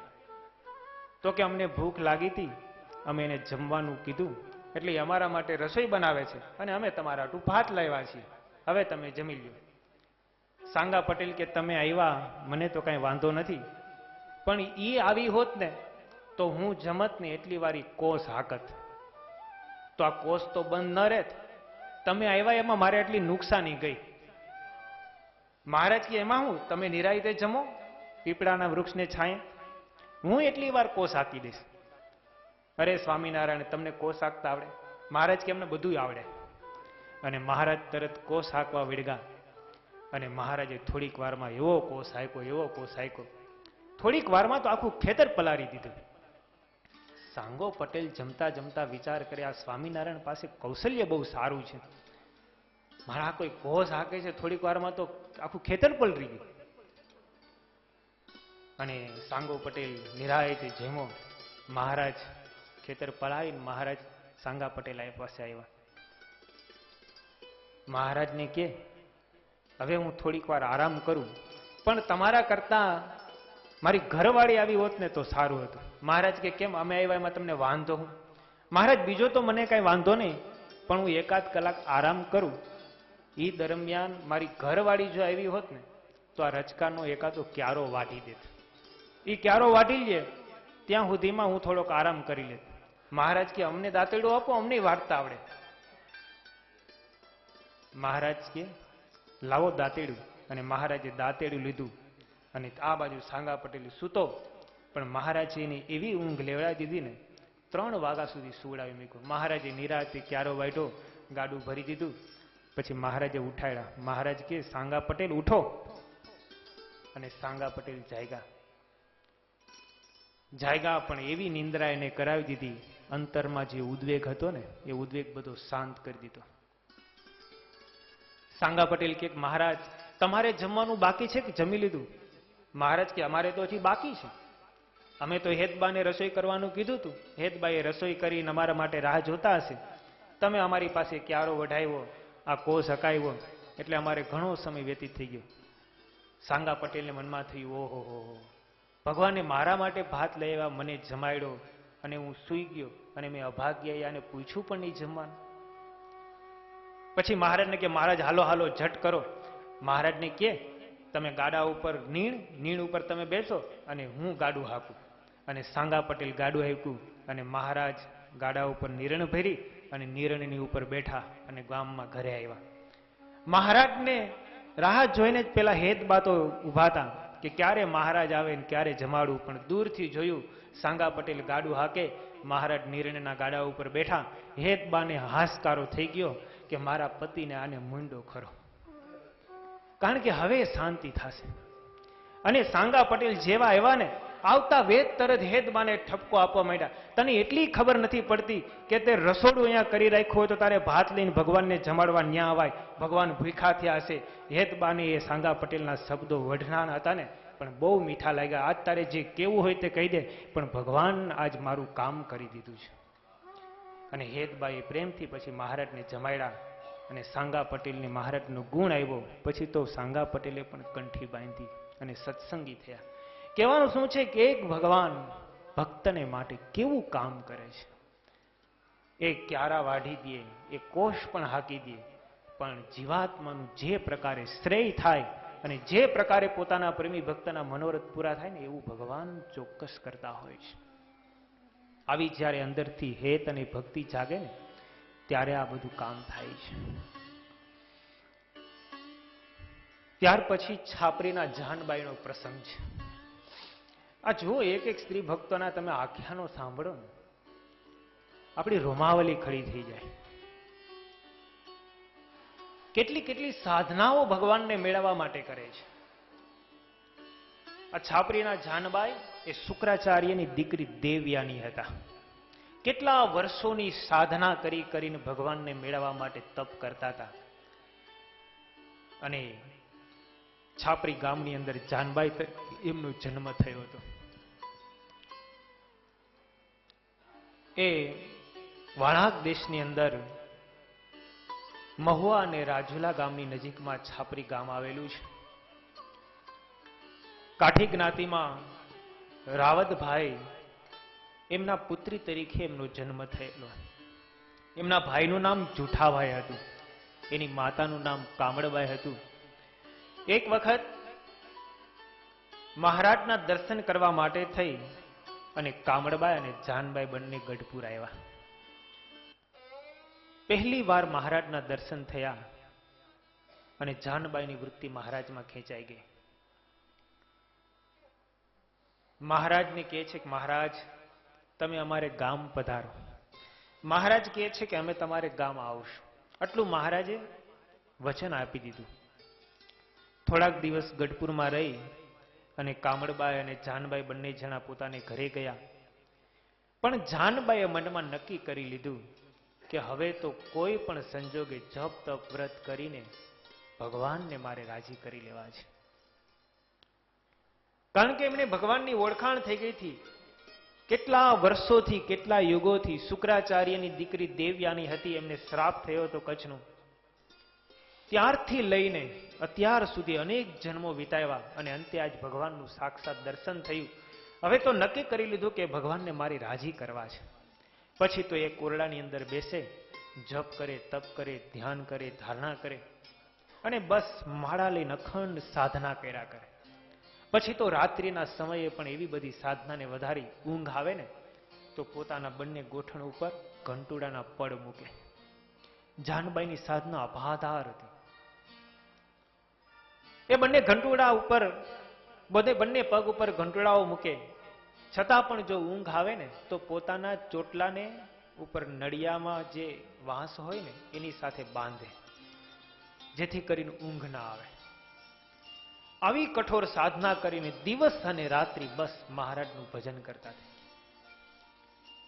એક વખત થોડા દિવસો પછી ફરીવાર કામળબાઈને ગઢપુર મહારાજ ઉત્સવ કરતા હતા, ઉત્સવમાં જવાનું થયું. કામળબાઈએ જાનબાઈને કીધું, જાનુ ચાલ આપણે મહારાજના દર્શન કરવા ગઢપુર જઈએ, મહારાજ ઉત્સવ કરી રહ્યા છે. જાનબાઈ કહે છે કે મારે નથી આવું. મહારાજને જો પડી હોય ને તો મને અહીંયા દર્શન દેવા આવે, બાકી હું હવે ગઢપુર નહીં આવું. કામળબાઈ કહે છે કે આખો દિવસ તપ કરે, જપ કરે, ધ્યાન કરે, મહારાજનું ભજન કર્યા કરે છે અને એ ભગવાનના દર્શન કરવા તારે નથી આવું? તો કે નહીં, હવે એને ગરજ હોય તો મારી પાસે અહીંયા મને દર્શન દેવા આવે, કારણ કે મેં ઘણા વર્ષોથી એમની ગરજ કરી, હવે તો મારે એને ગરજ કરાવી છે. આટલું કહીને જાનબાઈ ધ્યાનમાં બેસી ગયા. કામળબાઈ મહારાજ પાસે આવ્યા. ઉત્સવની અંદર જતી વેળાએ મહારાજ પાસેના દર્શન કરવા રજા લેવા કામળબાઈ ગયા ને એટલે મહારાજે કીધું કે કેમ તમારા દીકરી જાનબાઈ આવ્યા ને? મહારાજ એ તો તમારું ભજન કરે, રાત્રિના સમયે પણ ચોટલું બાંધી તમારું ધ્યાન કર્યા કરે છે. મેં એને કીધું ઉત્સવમાં આવવાનું, પણ મહારાજ એને ના પાડી દીધી. એને તો મહારાજ મને એવું કીધું કે મહારાજને ગરજ હોય તો અહીંયા મને દર્શન દેવા આવે. આ શબ્દો સાંભળી મહારાજ એસા, મહારાજ કે શુક્રાચાર્યની દીકરી દેવયાની રહીને એટલે અભિમાની બહુ હોય. મહારાજ કે કાંઈ વાંધો નહીં, જાઓ કામળબાઈ, અમે એ જાનબાઈના સંકલ્પને પૂર્ણ કરવા પણ ચોક્કસ આવીશું. એક વખત સદગુરુ બ્રહ્માનંદ સ્વામી સંત મંડળ લઈને છાપરી આવ્યા. ઘરની અંદર સભા થઈ. ગામના લોકો, રાવળભાઈ, જુઠાભાઈ, બધા સત્સંગીઓ ત્યાં બેઠા. રાત્રિના 12 વાગ્યા સુધી સત્સંગ કથા વાર્તા ચાલે. એમાં ઘટના એવી ઘટેલી, આ જાનબાઈ જે ઓરડાની અંદર બેઠા હતા એ ઓરડાની અંદર રાત્રિના સમયે એક ચુડેલ એનો સમાગમ કરવા માટે આવે. એ ગામના નગર શેઠ એક લક્ષ્મીચંદ શેઠ હતા, એમની પત્ની મરીને ચુડેલ થઈ હતી અને એક એમના માસીની દીકરી એ પણ ભૂત થઈ હતી. આ બંને જણા જાનબાઈનો સમાગમ કરવા રાત્રિના સમયે આવે અને રાત્રિના સમયે જાનબાઈ શ્રીજી મહારાજના મહિમાની વાતો કરે, શ્રીજી મહારાજના ચરિત્રો સંભળાવે અને એમ કરતા કરતા આ ચુડેલને અને ભૂતને બંનેને સત્સંગ થયો. દરરોજ રાત્રે સમાગમ ચાલે. એક દિવસ કોઈ ત્યાંથી પસાર થયું, એના કાને શબ્દો સંભળાયા અને એને જઈને જૂઠાભાઈને વાત કરી કે તમારા બેનના ઓરડામાં કોઈ રાત્રે વાતચીત થાય છે.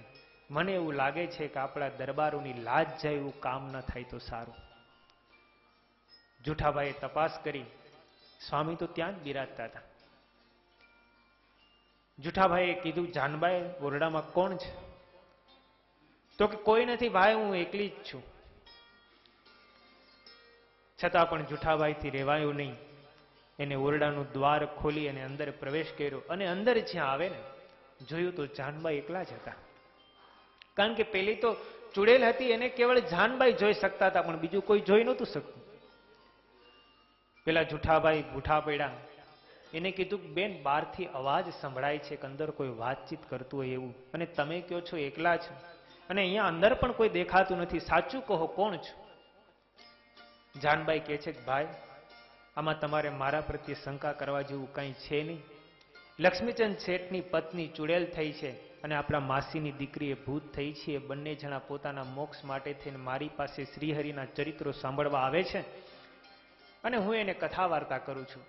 અહીંયા સ્ત્રીઓ સિવાય બીજું આ ઓરડામાં કોઈ છે નહીં. જૂઠાભાઈને તો એમ થયું કે ખરેખર જાનભાઈની સ્થિતિ બહુ અલૌકિક છે. એને જૈન સ્વામીને આ વાત કરી, સ્વામી આવું થાય છે. સ્વામી કે ચિંતા કરોમાં, જાનબાઈ બહુ સમર્થ છે અને શ્રીજી મહારાજને એની ઉપર કૃપા છે, મહારાજ બધું સંભાળશે. અને પછી તો જાનબાઈએ મહારાજને પ્રાર્થના કરી, મહારાજ હવે તમે અમારા ત્રણેયનો મોક્ષ કરો. અને મહારાજે એક દિવસ એમને દર્શન દીધા. મહારાજે કીધું, જાનબાઈ થાવ તૈયાર, અમે તમને તેડવા આવ્યા છે. જાનબાઈ કે મહારાજ હું એકલી નથી, અમારી તમે 3 જણા સાથે છીએ. મહારાજ કે જે હોય તે અમે ત્રણેયનું કલ્યાણ કરશું, જાઓ. તમારા યોગે કરીને અમારી ઓળખાણ થઈ છે ને, માટે ચુડેલનું પણ અમે કલ્યાણ કરશું. અને મહારાજ એ ત્રણેયનું કલ્યાણ કરી મહારાજ એમને ધામમાં લઈ ગયા. આવી રીતે શ્રીજી મહારાજે અનેક પરચાઓ, અનેક ઐશ્વર્યો બતાવી, પોતાની ઉદારતા વાપરી અને મહારાજે એમનું કલ્યાણ કર્યું છે. અરે ભગવત ભક્તો પણ એવા થયા કે જેને કેફ રહ્યા કરતો કે શ્રીજી મહારાજ અમને અંતકાળે તેડવા આવશે, મહારાજ અમને તેડવા આવશે, વિમાન લઈને તેડવા આવશે, ગરુડ લઈને તેડવા આવશે. આવો ભગવાનના ભક્તોને અંદર કેફ રહેતો હતો. એવા જ એક સ્ત્રી ભક્ત હતા, ગાગોદર ગામના રાયબાઈ, રતનબાઈ. એ જે દિવસથી એમને સત્સંગ થયો, બસ તે દિવસથી મનમાં એમ થઈ ગયું કે હું મહારાજની ભક્તિ કરીશ, ભજન કરીશ તો મહારાજ મને અંત સમયે વિમાન લઈને તેડવા આવશે. હું શ્રીજી મહારાજની એક એક આજ્ઞાને અનુસૂતપણે પાડીશ તો મહારાજ મને ચોક્કસ તેડવા આવશે. આવડું મનની અંદર દ્રઢ થઈ ગયું. અને એ જાદવજીભાઈ પુરુષોત્તમના પત્ની, એમના અનન્ય એક સેવક હતા, એમની પુત્રીનું નામ રતનબાઈ હતું. આ જાદવજી પુરુષોત્તમ, એમના જે દીકરી રતનબાઈ હતા ને, એ ઉંમરલાયક થયા એટલે એમને કટારિયા ગામે પરણાવેલા. મૂળ તેઓ ગાગોદરના હતા. આ રતનબાઈ પરણી કટારિયા ગામે ગયા. નાનપણથી અર્થ સત્સંગ થયો, સંતોના યોગમાં આવ્યા, મહારાજના દર્શન થયા અને અંદર જીવમાં એવો બધો કેફ લાગી ગયો કે હવે તો બસ મહારાજનું ભજન કરીને અંતે મહારાજના ધામમાં જવું છે. એ કટારિયા ગામે આવ્યા, ત્યાં સસરા પક્ષની અંદર પણ ધર્મ નિયમ યથાર્થ રીતે પાડે, પૂજા પાઠ કરે. પણ એના સસરા પક્ષના એના સાસુ, નણંદ ને પતિ બધા એની ખૂબ મસ્કરી કરે. ઘણી જગ્યાએ એવું થતું હોય, સત્સંગીની દીકરી હોય, નાનપણથી પૂજા પાઠના નિયમો હોય, પરણીને જાય સસરાને ત્યાં, એટલે ત્યાં પણ પૂજા પાઠના નિયમ પ્રમાણે દરરોજ પૂજા લઈને બેસે. એટલે સામે પક્ષે કુસંગીઓ હોય ને તો મસ્કરી કરે. આ તો જો સવારમાં પાથીણું પાથરે, ભગવાનના ફોટા મૂકે, થાળ મૂકે આગળ, અને પછી સ્વામિનારાયણ સામી લઈને માળા કરે. જુઓ તો ખરા બધા ધતિંગ કેવા છે. આવા ઘણી જગ્યાએ મસ્કરીઓ કરતા હોય, કારણ કે કોઈ દી ક્યાંય જોયું ન હોય કે પૂજા શું વસ્તુ છે, એનાથી શું થાય. એટલે આ રતનબાઈ છે ને સાસરા પક્ષની અંદર જઈ સવારમાં મહારાજની પૂજા કરવા બેસે, 5 માળા કરે, પંચાંગ પ્રણામ કરે, પછી નિત્ય પ્રત્યે ઘરના રસોડાના કામમાં લાગે. ત્યાં પણ દૂધ ગાળીને વાપરે, પાણી ગાળીને વાપરે. આવું બધું જોઈ જોઈ અને પેલા એમના સાસુ, નણંદ ને બધી એની મસ્કરી બહુ કર્યા કરે. જુઓ તો ખરા બહુ સત્સંગીની થઈ છે, કેટલી બધી ચોકસાઈ રાખે છે. આપણે શું બધા અભડાયેલા આવીશું ને આ જ એક શુદ્ધ હશે, આવા આવા મેણા માર્યા કરે. પણ આ છે ને રતનબાઈ કાંઈ બોલે નહીં, બધું સહન કરે. અને રતનબાઈ ક્યારેક ક્યારેક બેઠા હોય ને ત્યારે વાત કરે, અમે આ શિક્ષાપત્રી પ્રમાણે, મહારાજની આજ્ઞા પ્રમાણે વર્તીએ છીએ, અમને ભગવાન અંતકાળે તેડવા આવશે. એટલે ઓલા બધા મસ્કરીમાં કે ભગવાન તને તેડવા આવશે, શું લઈને આવશે? તો કે મને વિમાન લઈને તેડવા આવશે. એટલે એનો પતિ કે તો મારે છે ને તારા વિમાન લઈને તેડવા આવે ને એટલે વિમાનના દાંડીએ લટકી જવું છે, મારે પણ તારે ભેગું ધામમાં આવું છે. તો કે કાંઈ વાંધો નહીં, તમે બધાએ મારા ભેગા દાંડીએ લટકી જજો અને વિમાન અક્ષરધામમાં આવજો. કારણ કે આને તો કેફ હતો કે મહારાજ મને ચોક્કસ વિમાન લઈને તેડવા આવશે. આવી મસ્કરીઓ થાય. એક દિવસ આ રતનબાઈને પોતાના પિયર ગાગોદર જવાનું થયું. ગાગોદરની અંદર ગયા, પૂર્વના કર્મને અનુસારે એમને તાવ બહુ આવ્યો. એમનું આયુષ્ય પૂર્ણ થયું હતું. મહારાજ એમને તેડવા માટે આવ્યા. મહારાજ કહે છે કે રતનબાઈ, અમે તમને તેડવા આવ્યા છે. મહારાજ વિમાન લઈને આવ્યા. એટલે રતનબાઈએ મહારાજને કીધું, મહારાજ હું તો તૈયાર છું, તમે જો મને ધામમાં લેવા આવ્યા હોય તો મને આ લોકની જરાય વાસના નથી, પણ મારી તમને એક પ્રાર્થના છે. મારા સસરા પક્ષના બધાએ મને વારે વારે મેણા મારતા, હું એમને કહેતી કે અમારા ભગવાન તો અમને વિમાન લઈને તેડવા આવે. એટલે એ લોકો બધા કહેતા કે અમારે વિમાન લઈને તેડવા આવે ને તો અમને કહેજે, અમારે વિમાનના દાંડીએ લટકીને તારા ભેગું ભગવાનના ધામમાં આવવું છે. મહારાજ મારી એવી પ્રાર્થના છે, તમે મને લઈ તો જાઓ, પણ વિમાન છે ને મારા સસરાના ગામ ઉપરથી નાખજો. મહારાજ કે કાંઈ વાંધો નહીં રતનબાઈ. અને મહારાજ રાત્રિના સમયે આવેલા. મહારાજે વિમાનમાં રતનબાઈને બેસાડ્યા. સવારના સમયે 4 વાગે મહારાજે ગાગોદર થી રવાના થઈ અને 5 થયા ને ત્યાં કટારિયા ગામે સવારમાં જે સૂર્યોદયના પ્રભાત વેળા હતી ને ત્યાં સસરાના ઘર ઉપર વિમાન રાખ્યું. રતનબાઈ વિમાનમાં બેઠા. રતનબાઈએ અવાજ કર્યો, પોતાના પતિને જગાડ્યા, પોતાના સાસુને જગાડ્યા, પોતાની નણંદને જગાડીને કીધું, જાગો જાગો, જુઓ હું ભગવાનના ધામમાં જાઉં છું, તમારે બધાને મારા ભેગું આવવું છે ને, જો આ વિમાન રહ્યું ને હવે વિમાનના દાંડીએ બધા લટકાઈ જાઓ, હાલો હું તમને બધાને ધામમાં લઈ જાઉં. ઓલા બધા ઉઠીને આશ્ચર્ય પામ્યા, જોવા લાગ્યા કે આ તો રતનબાઈ સાચે એ જે વાત કરતા હતા બધી સાચી છે, પણ કોઈ વિમાનના દાંડીએ લટકાવા તૈયાર થયું નહીં. કે છે કે અમારે નથી આવવું. રતનબાઈ કે તમારે ન આવવું તો તમારી ઈચ્છાની વાત, બાકી હું તો મહારાજના ધામમાં જાઉં છું. અને એ રતનબાઈ મહારાજની સાથે વિમાનમાં બેસીને ધામમાં ગયા. આ બાજુ એના પતિને શંકા ગઈ કે આ બધું સ્વપ્ન છે કે ધતિંગ છે કે સાચું છે. એણે ગાગોદર સમાચાર પૂછાવ્યા કે રતનબાઈને કેમ છે. ત્યાં તો સમાચાર મળ્યા કે રતનબાઈ તો મહારાજના ધામમાં જતા રહ્યા છે. ત્યારે બધા કુસંગીઓને એમ થયું કે આજે વાત કરતા હતા ને વાત બધી સાચી છે. આપણા સત્સંગમાં આવા પ્રસંગો પણ છે. ભક્ત ચિંતામણીની અંદર નિષ્કુળાનંદ સ્વામી નારદીપુરના તીતારામનો આવો જ પ્રસંગ, એને પણ કુસંગી લોકો આવી વાત કરતા. નિષ્કુળાનંદ સ્વામી ભક્ત ચિંતામણીમાં લખે છે, સામર્થિ શ્રી મહારાજની વળી સાંભળજો સહુજન, સુંદર પરચા સાંભળા જે પૂરા છે શ્રી ભગવાન. દંઢાવ્ય દેશમાં નારદીપુરે દ્વિજતીતારામ નામ, ભક્ત એક મહારાજનો બીજું વિમુખ સઘળું ગામ. વિમુખ મુખથી એમ વદે આ ભક્તિ બીજા ભેદની, આવશે વિમાન તેડવા તમે માનજો વાણી વેદની. પરધન પરત્રિયા પરહરી પરહરિયા બીજા નામ, સ્વામિનારાયણ નામને સમરે છે આઠું જામ. ઉત્તર ગુજરાતમાં દંઢાવ્ય દેશમાં નારદીપુર ગામ, એ નારદીપુર ગામમાં તીતારામ નામનો એક બ્રાહ્મણ રહે. એક જ સત્સંગી મહારાજની ઓળખાણ થઈ ત્યારથી બસ ગામમાં વાતું કર્યા કરે, મને પ્રગટ ભગવાન મળ્યા, પ્રગટ ભગવાનના સંતો મળ્યા, મને ભગવાન અક્ષરધામ આવશે, વિમાનમાં બેસી અને હું મહારાજના ધામમાં જઈશ.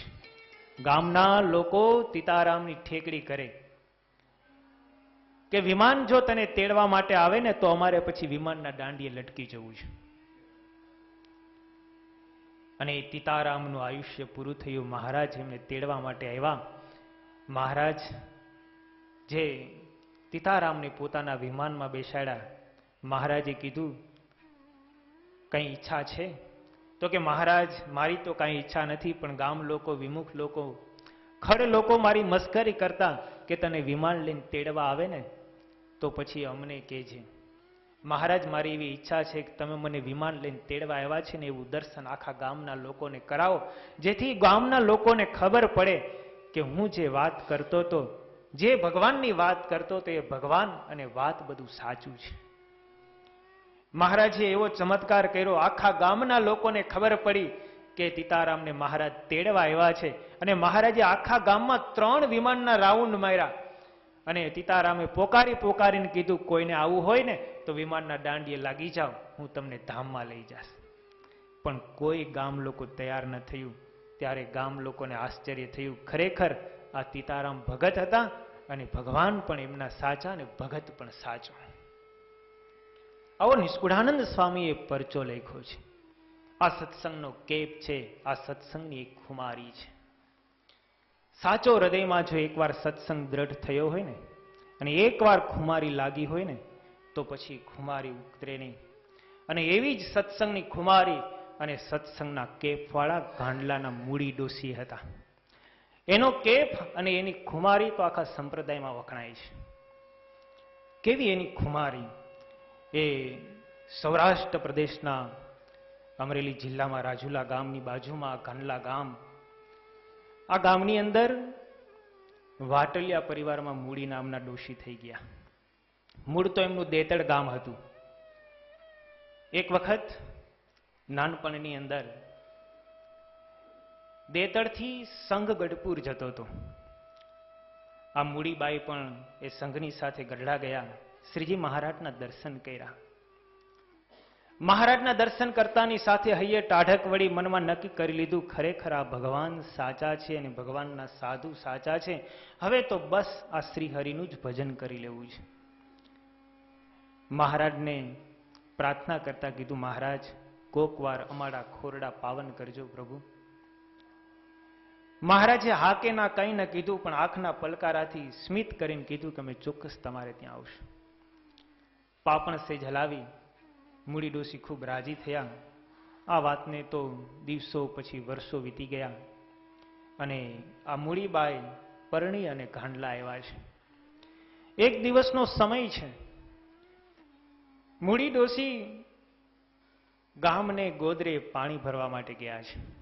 અચાનક એ સમયે મહારાજ 4-5 કાઠી દરબારોની સાથે ગામના ગોંદરા તરફથી પસાર થયા. મહારાજને તો આગળ જવું હતું. અચાનક આ મૂડી ડોસી મહારાજને જોઈ ગયા. ઘણા વર્ષો પછી મહારાજને મળ્યા. મહારાજને જોયા ને તરત ઓળખી ગયા હતા, તો મહારાજ ભગવાન સ્વામિનારાયણ સ્વયં પોતે છે. મૂડી ડોસી દોડ્યા. મહારાજ માણકી ઘોડી ઉપર હતા ને આડા ઉભા રહ્યા. મહારાજને કહે છે કે મહારાજ અમ ગરીબના ખોરડા પાવન કરો. મહારાજ આ ડોશીનો ભાવ જોઈ અને આવ્યા. એમના ઘરે ગયા. મહારાજને માટે સુંદર મજાનો ઢોલિયો ઢાળ્યો, ઉપર બિછાના કર્યા, બાજુમાં તકિયા મૂક્યા. મહારાજને પધરાવ્યા. મહારાજને માટે સરસ મજાનો થાળ તૈયાર કર્યો. પછી તો મૂડી ડોસીને એટલો બધો આનંદ આવ્યો. આજુબાજુની સ્ત્રીઓને બોલાવ્યા. બાજરાના રોટલા, અડદની દાળ અને સરસ મજાનું ઘીનું પાત્ર ભરીને મહારાજ પાસે મૂક્યું. મહારાજ ભાવથી આ મૂડી ડોસીના ભાવને સ્વીકારી અને જેમાં મહારાજ જમીન તૃપ્ત થયા ને એટલે મૂડી ડોસીએ એક સરસ મજાનો ત્રાસ અને એક પાણીનું દેગડું ભરીને મહારાજને પાસે મૂક્યું. મહારાજ ઢોલિયા ઉપર બેઠા હતા. મહારાજ કે મૂડી ડોસી શું છે? મહારાજ તમે કેટલા સમય પછી આવ્યા છો. હું નાની હતી ત્યારથી મહારાજ હું તમારું ચિંતન કરતી આવી છું. મારે એવી ઈચ્છા છે તમારા ચરણ ધોવા છે. મહારાજ કે સારું, કાંઈ વાંધો નહીં. મહારાજે પોતાની મોજડી ઉતારી અને મહારાજના ચરણારવિંદ ધોયા. એ ચરણારવિંદ ધોઈને મૂડી ડોસીએ એ ચરણામૃત પોતાના મસ્તક ઉપર ચડાયું. આજુબાજુમાં જે સ્ત્રીઓ બેઠી હતી બધાને આપ્યું. મહારાજને હાથ જોડીને કહે છે કે મહારાજ મારી ઉપર રાજી રહેજો. મહારાજ કે અમે તમારી ઉપર મૂડી ડોસી ખૂબ રાજી છીએ. મહારાજ તો ત્યાંથી ઝટપટ ગઢપુર જવા તૈયાર થઈ ગયા. આ બાજુ મૂડી ડોસીને મહારાજની મૂર્તિ હૃદયમાં ઉતરી ગઈ. પછી તો સમય જતા મહારાજ ધામમાં ગયા. પછી ગુણાતીતાનંદ સ્વામી એક વખત ફરતા ફરતા વિચરણ કરતા કરતા ત્યાં આવ્યા અને ગુણાતીતાનંદ સ્વામીનો એમને સમાગમ થયો. મૂડી ડોસીએ ગુણાતીતાનંદ સ્વામીને શું રુચિ છે ને એ જાણી લીધું. ગુણાતીતાનંદ સ્વામીને સેવ બહુ ભાવતી હતી. પાણીમાં ઓહાવેલી ઘઉંની સેવ હોય, સ્વામીને ખૂબ ભાવે. એટલે મૂડી ડોસીએ સ્વામીને સેવ જમાડી. સ્વામી મૂડી ડોસી ઉપર રાજી થઈ ગયા કે આ ડોસીએ તો અમને ભાવતા ભોજન કરાવ્યા. સ્વામીના અનુગ્રહથી બ્રહ્મ સ્થિતિને પ્રાપ્ત થઈ ગઈ.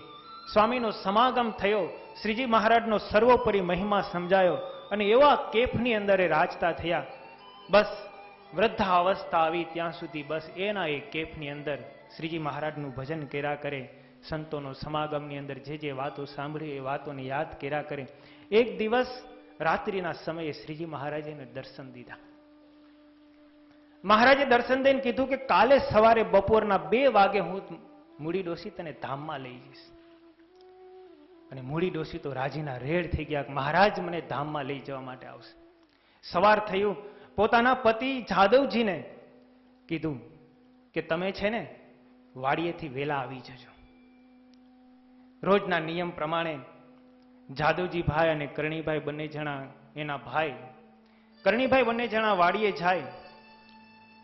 મૂડી ડોસીએ કીધું કે આજ તમે વહેલા આવી જજો. રાત્રિના સમયે મને મહારાજે દર્શન દીધા હતા. મહારાજ મને 2 વાગે તેડવા માટે આવશે. આવી જ્યાં વાત કરી. પણ આ તો રોજના નિયમ પ્રમાણે જતા હોય, આવું કઈ થોડુંક બનતા હશે. મહારાજ દર્શન દે અને મહારાજ ધામમાં લઈ જાય.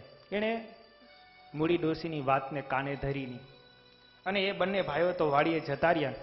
આ બાજુ મૂડીમાં એ પોતાનું ઘણ શણગાર્યું, હીરના તોરણ બાંધ્યા, આખા એ ઘરને લીપી સરસ મજાનું કર્યું.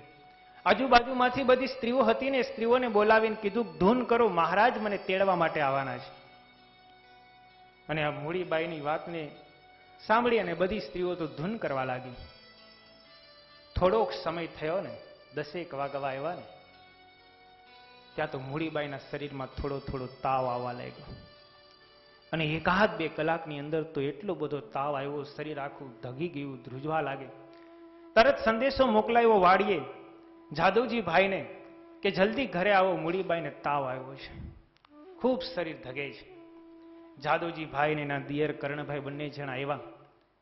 જાદવજી ભાઈ આવ્યા ને એટલે તરત જ મૂડીબાઈ કહેવા લાગ્યા કે જોજો, તમે બધા ભજન કરજો, મને શ્રીજી મહારાજ તેડવા આવ્યા છે, હું મહારાજના ધામમાં જવાની છું, તમે બધા ભજન કરજો, મહારાજને છોડતા નહીં. આવી આવી વાતો કરવા લાગી. જાદવજી ભાઈને થયું કે આને તાવ છે ને મગજમાં ચડી ગયો છે. પોતાની પત્ની મૂડી ડોસીને કહે છે, તું નિરાયતે ભગવાનનું ભજન કર અને તારા ગઈતનું થાય ને એવું કંઈક કર. અત્યારે તારી છેલ્લી અવસ્થા છે, 2 ભગવાનના નામ લે એટલે તારા જીવનું કંઈક સારું થાય. ત્યાં તો મૂડી ડોસીના એટલા બધા અંદર જોર આવી ગયું. મૂડી ડોસી પોતાના પતિને કહે છે કે મારું કલ્યાણ તો થશે, પણ મારા હાથના જેને રોટલા ખાધા હશે ને એ બધાયનું કલ્યાણ થશે. મેં તો પુરુષોત્તમ નારાયણને જમાડ્યા છે, આ હાથે કરીને મેં પુરુષોત્તમ નારાયણને જમાડ્યા છે, આ હાથે કરીને મેં પુરુષોત્તમ નારાયણના ચરણ ધોયા છે, એનું પ્રસાદીનું જળ મેં પીધું છે, અને મારા હાથના રોટલા જેણે જેણે ખાધા હશે ને એનું બધાયનું કલ્યાણ થશે.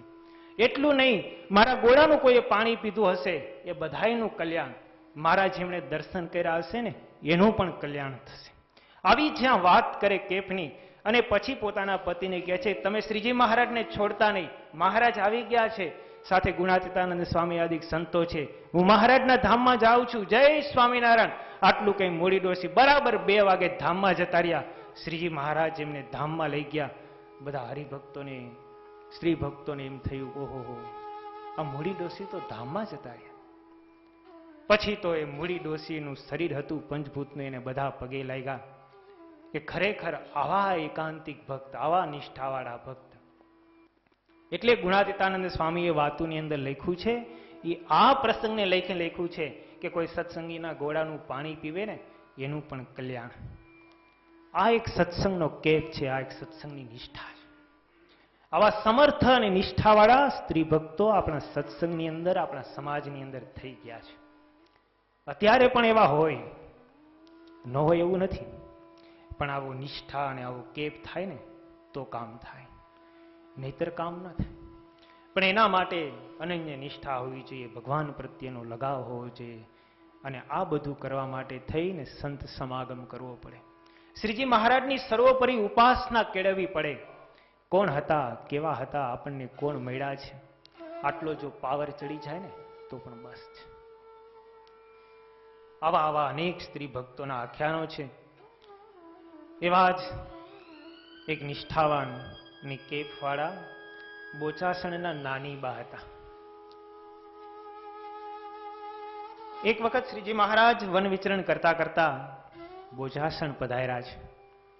મહારાજ ગુજરાતની અંદર આવ્યા, બોચાસણ પધાર્યા. મહારાજ બોચાસણની અંદર તળાવની પાળ, એ તળાવની પાળે બેઠા. 17 વર્ષની ઉંમર છે, સંદર કુમાર અવસ્થા છે, અને મહારાજના મસ્તક ઉપર સરસ મજાની જટા શોભી રહી છે. મહારાજે વર્ણિના વેશની અંદર તળાવની પાળે બેઠા. સ્ત્રીઓ પાણી ભરવા આવી. સ્ત્રીઓ પાણી ભરવા આવે એટલે મહારાજ તળાવની પારથી ઊભા થઈ અને સામે એક રામજીનું મંદિર હતું, એ ડેરામાં જઈને બેઠા. રામજી મંદિરનો પૂજારી, એ પૂજારીએ મહારાજના દર્શન કર્યા. મનમાં થયું કે આ વર્ણી તો બહુ સુંદર છે, બહુ રૂપાળા છે. આવા નાની વયના વર્ણી તો મેં ક્યારેય જોયા નથી. વર્ણીએ પેલા બાવાજીને કીધું કે ભૂખ લાગી છે, કંઈ ખાવાનું છે? પેલો બાવાજી કહે છે કે મારે આજ કોરા કડાકા છે, કંઈ ખાવાનું તો છે નહીં. મહારાજ કે કાંઈ વાંધો નહીં, અમે તમારી સાથે આજે ઉપવાસ કરશું. સાંજનો સમય થયો. ગામના લોકો રામજી મંદિરે દર્શન કરવા આવ્યા. થોડાક ગામના પાટીદારો મંદિરે આવ્યા. પાટીદારોએ આ વર્ણીને જોયા. વર્ણીની મુખાકૃતિ જોઈને બધા એમાં આકર્ષિત થયા. પાટીદારોએ ગામના મુખી કાનદાસ પટેલ હતા ને એને જઈને વાત કરી કે રામજી મંદિરે એક વર્ણી આવ્યા છે, ખૂબ સુંદર છે, એમની મુખાકૃતિ જોતા એવું લાગે છે કે બહુ સમર્થ હોય. દર્શન કરવા જેવા છે, આપણે એમના દર્શન કરવા જઈએ. આ કાનદાસજી બ્રાહ્મણોની 84 કરાવતા હતા. બીજા દિવસે બ્રાહ્મણોની 84 હતી.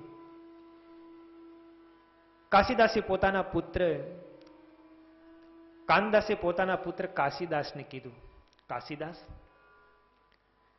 તું મંદિરે જા અને મંદિરે જઈને મંદિરના બાવાજીને અને જ્યાં વર્ણી આવ્યા છે ને વર્ણીને બંનેને આપણે ઘરે જમવા માટે બોલાવી લાવ. કાશીદાસ વર્ણીરાજને બોલાવવા માટે બાવાજીને બોલાવવા માટે આવ્યા. આમંત્રણ આપ્યું. બાવાજી અને વર્ણી બંને આ કાશીદાસના ઘરે આવ્યા. કાશીદાસની માતાનું નામ નાનીબા હતું. બ્રાહ્મણો ઘણા બધા હતી, પંક્તિ ભરાઈને બેઠી હતી. માતાજીનું પૂજન ચાલતું હતું. બધા પૂજનમાં જોડાયેલા હતા. અચાનક વર્ણિરાજે નાનીબાને કીધું, નાનીબા, મને લાડુ આપો ને, લાડુ ખાવા છે. અને નાનીબાએ આ વર્ણીને જોયા હતા ને, નાનીબાએ વર્ણીની મૂર્તિમાં મુગ્ધ થઈ ગયા હતા. નાનીબા થાળમાં જે લાડુ હતા ને લાડુ લેવા માટે ગયા. ત્યાં પેલા રામજી મંદિરનો બાવો પૂજારી કહે છે, નાનીબા, હજી નૈવેદ્ય ધરાવવું બાકી છે. નૈવેદ્ય જ્યાં સુધી ન ધરાવાય ને ત્યાં સુધી લાડુ એ થાળમાંથી લેવાય નહીં. વર્ણીએ કીધું, તો નાનીબા રહેવા દો, આપણે લાડુ નથી ખાવા. વર્ણીએ થોડી વાર રહીને કીધું, તો પછી મને દૂધ અને પૌવા હોય તો આપો ને. નાનીબા ઘરની અંદર ગયા, પૌવા લઈને આવ્યા, પણ ઘરમાં દૂધ હતું નહીં. એટલે દૂધ લેવા માટે થઈને ઘરની બહાર નીકળ્યા. જ્યાં ઘરની બહાર નીકળ્યા ને તો સીમમાં ભેંસો ચરવા માટે ગઈ ને મહારાજની ઈચ્છાથી ભેંસ એ જ સમયે ત્યાં ઘરે આવી. તરત જ નાનીબાએ ભેંસને દોવા માટે બેઠા અને બપોરના સમયે ભેંસે દૂધ આપ્યું. એ દૂધ ગાળી નાનીબાએ વર્ણીને આપ્યું. મહારાજ દૂધ અને ભાત જેમાં એ પૌવા જેમાં. મહારાજ થોડુંક તુંબડીમાં પાણી હતું, એ પાણી પી ચડું કરી અને મહારાજ તરત રામજી મંદિરે જતા રહ્યા. પણ નાનીબાના મનની અંદર એમ થઈ ગયું કે મારે મહારાજને જમાડવાના હતા, એ રહી ગયું. મહારાજે મારી પાસે લાડુ માંગ્યાનું મહારાજને લાડુ આપી શકે નહીં. મનમાં વિચાર કર્યો કે કાલ સવારે વર્ણીને હું ફરીવાર ઘરે બોલાવીશ અને વર્ણીને ફરીવાર જમાડીશ. સાંજ સુધી આ પ્રસંગ ચાલ્યો. બધાને જમાડ્યા. બ્રાહ્મણોની 84 થઈ. રાત્રિના સમયે નાનીબાને ઊંઘ આવે નહીં. સવાર થાય અને મારા પુત્ર કાશીરામને મોકલું કે મહારાજને તેડી આવે ને મહારાજને હું સરસ મજાના ભોજન કરીને જમાડું. આવું મનની અંદર થયા કરે. આખી રાત્રિ આના વિચારમાં પસાર થઈ. સવાર થતા નાનીબાઈએ પોતાના પુત્ર કાશીદાસને કીધું, કાશીદાસ, તું રામજી મંદિરે જા અને પેલા વર્ણીને અહીંયા બોલાય આવો. જ્યાં સવારના વર્ણીને બોલાવવા માટે જાય ને ત્યાં તો વર્ણી વહેલા ઉઠી અને આગળ નીકળી ગયા હતા. કાશીદાસ ઘરે આવ્યા. માને કીધું, માં, વર્ણી તો છે નહીં, ચાલ્યા ગયા છે. નાનીબાને એટલું બધું મનમાં દુઃખ થયું કે મેં વર્ણીને જમાડવા હતા પણ જમાડી શકી નહીં. પછી તો નાનીબા કહે છે કે ચાલ કાશીદાસ, હજી બહુ દૂર સુધી નહીં ગયા હોય, આપણે એમને શોધી આવીએ. નાનીબા અને કાશીદાસ બંને જણા નીકળ્યા. વર્ણીના પગલે પગલે ચાલ્યા. વર્ણીના પગલા પર જ્યાં જ્યાં પડ્યા હતા 16 ચિહ્નોના દર્શન થતા હતા. 2 ગાંવ સુધી જતા ગયા અને આગળ જ્યાં થોડેક દૂર ગયા ને ત્યાં વર્ણીના ચરણારવિંદ જ અદૃશ્ય થઈ ગયા. કોઈ જગ્યાએ વર્ણીના પગલા દેખાય નહીં. નાનીબા ભાંગીને ભૂકો થઈ ગયા. શોક કરવા લાગ્યા, રુદન કરવા લાગ્યા. એ સમયે આકાશવાણી થઈ. આકાશવાણીએ કીધું, નાનીબા, તમે જરાય ચિંતા કરો માં, અમે તમારે ત્યાં ચોક્કસ એકવાર પધારશું અને તમારા હાથનું ભોજન લેશું. નાનીબાને થોડીક ધીરજ વળી અને સમય પછી સમય જતા ઘણો સમય થઈ ગયો. 4-5 વર્ષો વ્યતીત થઈ ગયા. સંવંત 1862ની સાલમાં શ્રીહરિ ઉત્તર ગુજરાતમાં વિચરણ કરવા નીકળ્યા. વિચરણ કરતા કરતા શ્રીજી મહારાજ સંતો અને હરિભક્તોની સાથે બોચાસણ આવ્યા. બોચાસણ આવી અને કાશીદાસને સંદેશો મોકલાવ્યો કે અમે ગામની પાદર છીએ, સંઘ સાથે છીએ અને અમારે ભોજન લેવા છે. ગામના મુખી હતા, એમની ફરજ હતી કે સંઘની સરભરા કરવી. કાશીદાસે બધાને આમંત્રણ આપ્યું, મહારાજ ગયા. મહારાજે, કારણ કે રાજાધિરાજની અંદર હતા ત્યારે તો મહારાજ ધર્મધુરા સંભાળી લીધી હતી. અને નાનીબાએ જ્યારે દર્શન કર્યા હતી ત્યારે વર્ણી વેશમાં હતા. નાનીબાને મહારાજે નાનીબાને કીધું, નાનીબા તમે અમને ઓળખો છો? નાનીબા કે મહારાજ મુખડું તો થોડુંક જોયામાં આવે છે પણ બહુ ખ્યાલ નથી આવતો. મહારાજ કે વર્ણી વેશે અમે અહીં આવેલા, તમે અમને દૂધ અને પૌવા જમાડેલા, તમારે અમને લાડુ જમાડવાની ઈચ્છા હતી. નાનીબા કે હા મહારાજ યાદ આવી ગયું, તમે ઈ છો? મહારાજ કે હા અમે ઈ વર્ણી જ છીએ. પછી તો નાનીબાને એટલો બધો આનંદ થયો, મહારાજને માટે સરસ મજાની લાડુની રસોઈ કરી, આખા એ સંઘને જમાડ્યા અને મહારાજે પોતાના સ્વરૂપનું જ્ઞાન નાનીબાને આપ્યું. એમના તમામ પ્રકારના મનોરથો છે ને મનોરથોને પૂર્ણ કર્યા. આવી રીતે શ્રીજી મહારાજે એ નાનીબાના તમામ ભાવને પૂર્ણ કરી અને એમને કૃતાર્થ કરી દીધા હતા. ત્યાર પછી ઉપલેટાના એક મલાઈબાઈ અને રૂપાબાઈ, આ બંનેનો પ્રસંગ છે. આ પ્રસંગ છે ને થોડોક સમજવા જેવો છે. આપણને એમ લાગતું હોય ઘણીવાર કે નાના નાના વ્યસનો કરવાથી, ડુંગળી લસણ જેવું ખાવાથી શું થવાનું છે, એ તો એક પ્રકારનું કંદમૂળ કહેવાય. પણ એ પણ ભગવાનના ધામમાં ક્યારેક નડતર રૂપ થતું હોય એ એટલા માટે કે શ્રીજી મહારાજની આજ્ઞાથી વિરુદ્ધ છે. માટે એનો આ એક સુંદર પ્રસંગ છે. ઉપલેટાની અંદર આહિર જ્ઞાતિમાં એક મલાઈબાઈ થઈ ગયા, આદર્શ સત્સંગી. શ્રીજી મહારાજના અવારનવાર દર્શન કરવા ગઢપુર આવે. આ મલાઈબાઈના સહવાસથી એમના જેઠાણી રૂપાબાઈ હતા, એ રૂપાબાઈને સત્સંગ થયો. પછી તો ધીરે ધીરે આ મલાઈબાઈ અને રૂપાબાઈ એ આહિર જ્ઞાતિની અંદર ઉપલેટાની અંદર સત્સંગ કરાયો. કારણ કે ઉપલેટામાં અત્યારે પણ આહિર જ્ઞાતિમાં જ વધારે સત્સંગ છે. એટલે આ દેરાણી અને જેઠાણી બંને જણા મહારાજ જ્યાં જ્યાં ઉત્સવ સમયાઓ કરે ત્યાં ઉત્સવ સમયાની અંદર જાય અને કથા વાર્તાનો લાભ લે. જીવબા અને લાડુબા એમના યોગમાં રહે. આવી રીતે સત્સંગ થાય અને એમ કરતા કરતા મલાઈબાઈ અને જેઠાણી રૂપાબાઈ એ બંનેનો સત્સંગ ખૂબ દ્રઢ થયો. એક વખત 1969 દુકાળ પડ્યો. એ દુકાળની અંદર રૂપાબાઈની ભેંસો હતી ને, એ ભેંસો મરી ગઈ. દુજાણું હતું ત્યાં સુધી તો સારું હતું, ખાવા પીવામાં કઈ વાંધો નહોતો. પણ રૂપાબાઈની ભેંસ હતી એ બે ભેંસો દુકાળની અંદર નિરણચારો પાણીની અગવડતાને કારણે ભેંસો મૃત્યુ પામી. એટલે ઘરની અંદર હવે રોટલા કેના ભેગા ખાવા? દૂધ દહીં હોય તો દહીં દૂધ ને રોટલા ને એવું બધું ખાઈ શકાય. એટલે એમના પતિએ રૂપાબાઈને કીધું કે આપણે ડુંગળી લસણની સાથે રોટલાને ખાશું. એટલે પતિના આદેશથી અને એના થોડાક દુરાગ્રહથી રૂપાબાઈ અને ઘરના બધા સભ્યોએ ડુંગળી લસણ ખાવાનું શરૂ કર્યું. પછી એક દિવસ મલાઈબાઈ અને રૂપાબાઈ બંને જણા ગઢપુર ગયા. ગઢપુરની અંદર બાહ્યોની સભાની અંદર જીવબા વાતું કરતા હતા. જીવબાએ વાતું કરતા કરતા કીધું કે આપણે બધા સત્સંગી છીએ, શ્રીજી મહારાજના આશ્રિત છીએ. આપણે બધા સ્ત્રી ભક્તોએ શ્રીજી મહારાજની આજ્ઞાનું યથાર્થ રીતે પાલન કરવું જોઈએ. સ્ત્રી ભક્તોએ બધાએ ક્યારેય પણ ઘરની અંદર ડુંગળી લસણ ન ખવાય એનું અનુસંધાન રાખવું જોઈએ. પાણી ગાળીને વાપરવું જોઈએ. દૂધ ઘી તેલ બધું ગાળીને વાપરવું જોઈએ. આવી આવી આચાર સંહિતાની જીવુબાઈએ બહુ સરસ સ્ત્રી ભક્તોની સભામાં વાતો કરી. જો આપણે શ્રીજી મહારાજની આજ્ઞાને લોપશું ને, આચાર સંહિતાને નહીં પાડીએ ને, તો શ્રીજી મહારાજનો આપણી ઉપર રાજીપો નહીં થાય.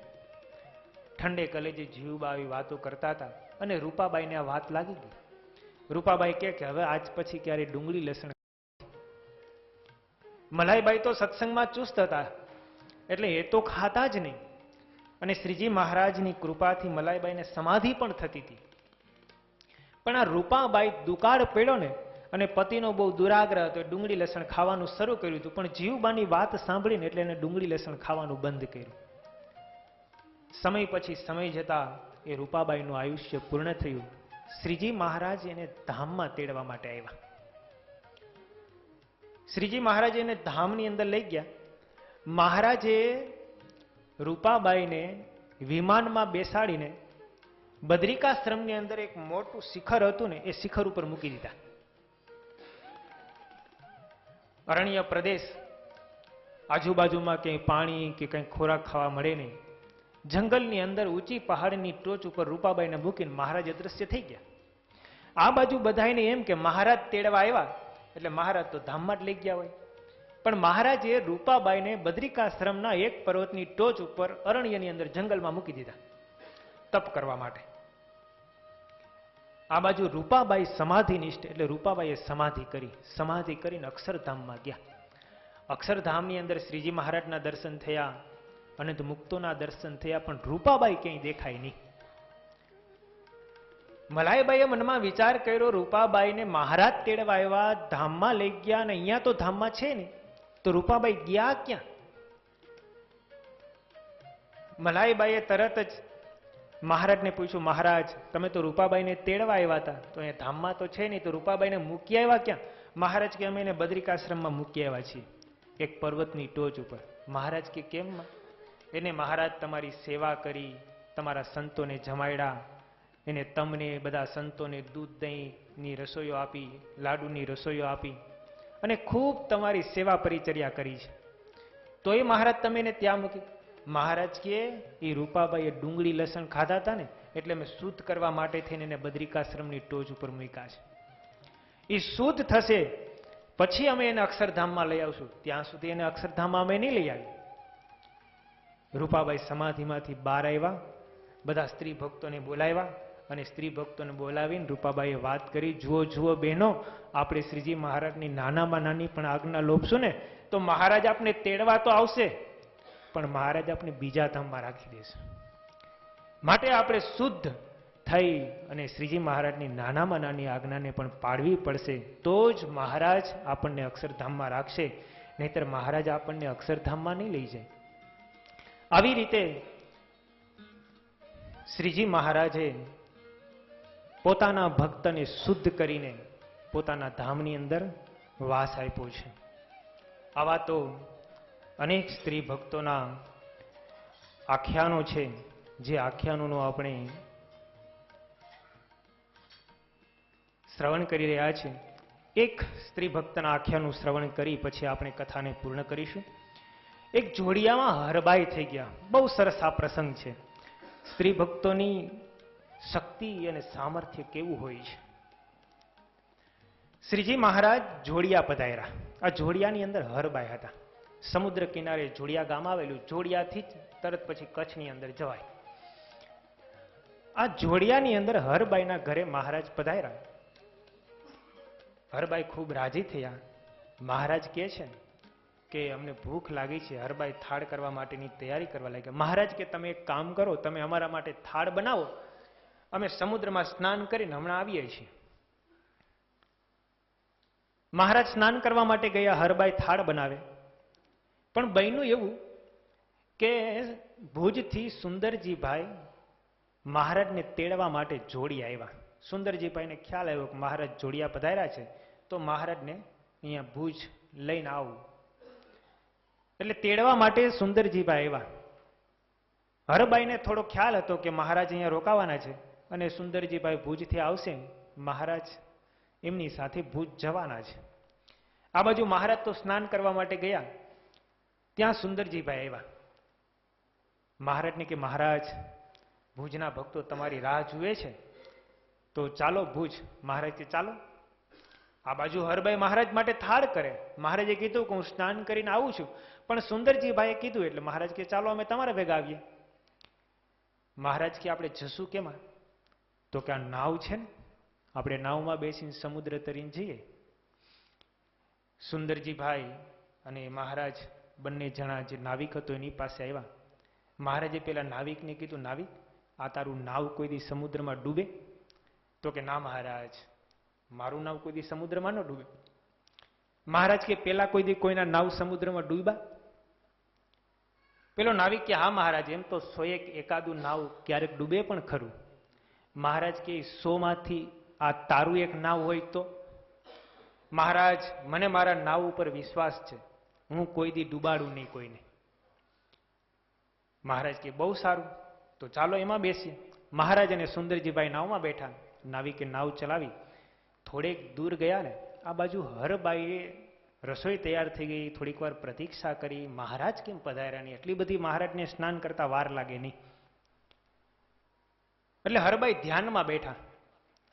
ધ્યાનમાં બેસીને જોયું ને તો ખ્યાલ આવ્યો કે ભુજના સુંદરજીભાઈ મહારાજને તેડીને નાવમાં લઈને જાય છે. બરોબર, નાવ તો દૂર નીકળી ગયું. અને હરબાઈને એટલી બધી ખીચ ચડી. પછી તો હરબાઈએ વાયુનું રૂપ લીધું. અને વાયુનું રૂપ લઈ અને સમુદ્રની અંદર એવો ઝંઝાવાત ફેલાયો, મોજા ઉછળવા લાગ્યા, નાવ ડૂબવાની તૈયારીમાં લાગી. પેલો નાવિક વિચાર કરવા માંડ્યો, અચાનક તોફાન ક્યાંથી આવ્યું? મહારાજ સુંદરજીભાઈને કે સુંદરજીભાઈ, આ નાવ તો ડૂબવાનું થયું. પેલો નાવિક પણ ખૂબ ચિંતાર્થ થયો. મહારાજ કે જો હું આ નાવની અંદર રહીશ ને તો હરબાઈ આ નાવને ડૂબાડશે. મહારાજે તરત જ સમુદ્રમાં ઠેકડો માર્યો. સુંદરજી સુતાર કે મહારાજ જો સમુદ્રમાં પડ્યા હોય તો મારે જીવીને શું કરવું? સુંદરજી ભાઈએ પણ ઠેકડો માર્યો. બંને જ્યાં ડૂબકી મારી ને અને જ્યાં બહાર નીકળ્યા ને ત્યાં તો સમુદ્રના કિનારે.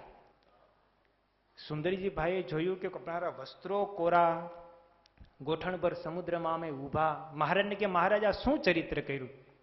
મહારાજ કે ચરિત્ર કાંઈ નથી કર્યું. હરબાઈ અમારા માટે થાળ કરતા હતા અને તમે અમને લઈને ભુજ તરફ ચાલ્યા. એ વિંટોળીઓ થઈને આવ્યા. જો તમે નાવની અંદરથી ડૂબકી ન મારી હોત ને તો નાવને ઊંધું નાખત આજ. મહારાજ કે ચાલો પેલા હરબાઈનો થાળ જમી આવીએ અને પછી ભુજ તરફ જઈએ. મહારાજ હરબાઈને ઘરે પધાર્યા. હરબાઈએ મહારાજને ઠપકો આપ્યો, મહારાજ આવું કરવાનું? પછી તો મહારાજને પ્રેમથી જમાડ્યા. મહારાજ જયમાં. મહારાજે હાથ જોડીને કીધું હવે અમે જઈએ. હરબાઈ કે મહારાજ હવે તમે જાઓ. અને પછી મહારાજ સુંદરજી ભાગીની સાથે ભુજ આવ્યા. આવી રીતે અનેક સ્ત્રી ભક્તોના આખ્યાનો છે કે જેમણે મહારાજને રાજી કરવા માટે થઈ અને કેટલું કેટલું યોગદાન આપેલું છે. એવા બીજા સ્ત્રી ભક્તોના આખ્યાનો આપણે બપોર પછીની કથામાં શ્રવણ કરીશું. અત્યારે 2 મિનિટ ભગવાનના નામની સાથે આપણે કથાને વિરામ કરીએ.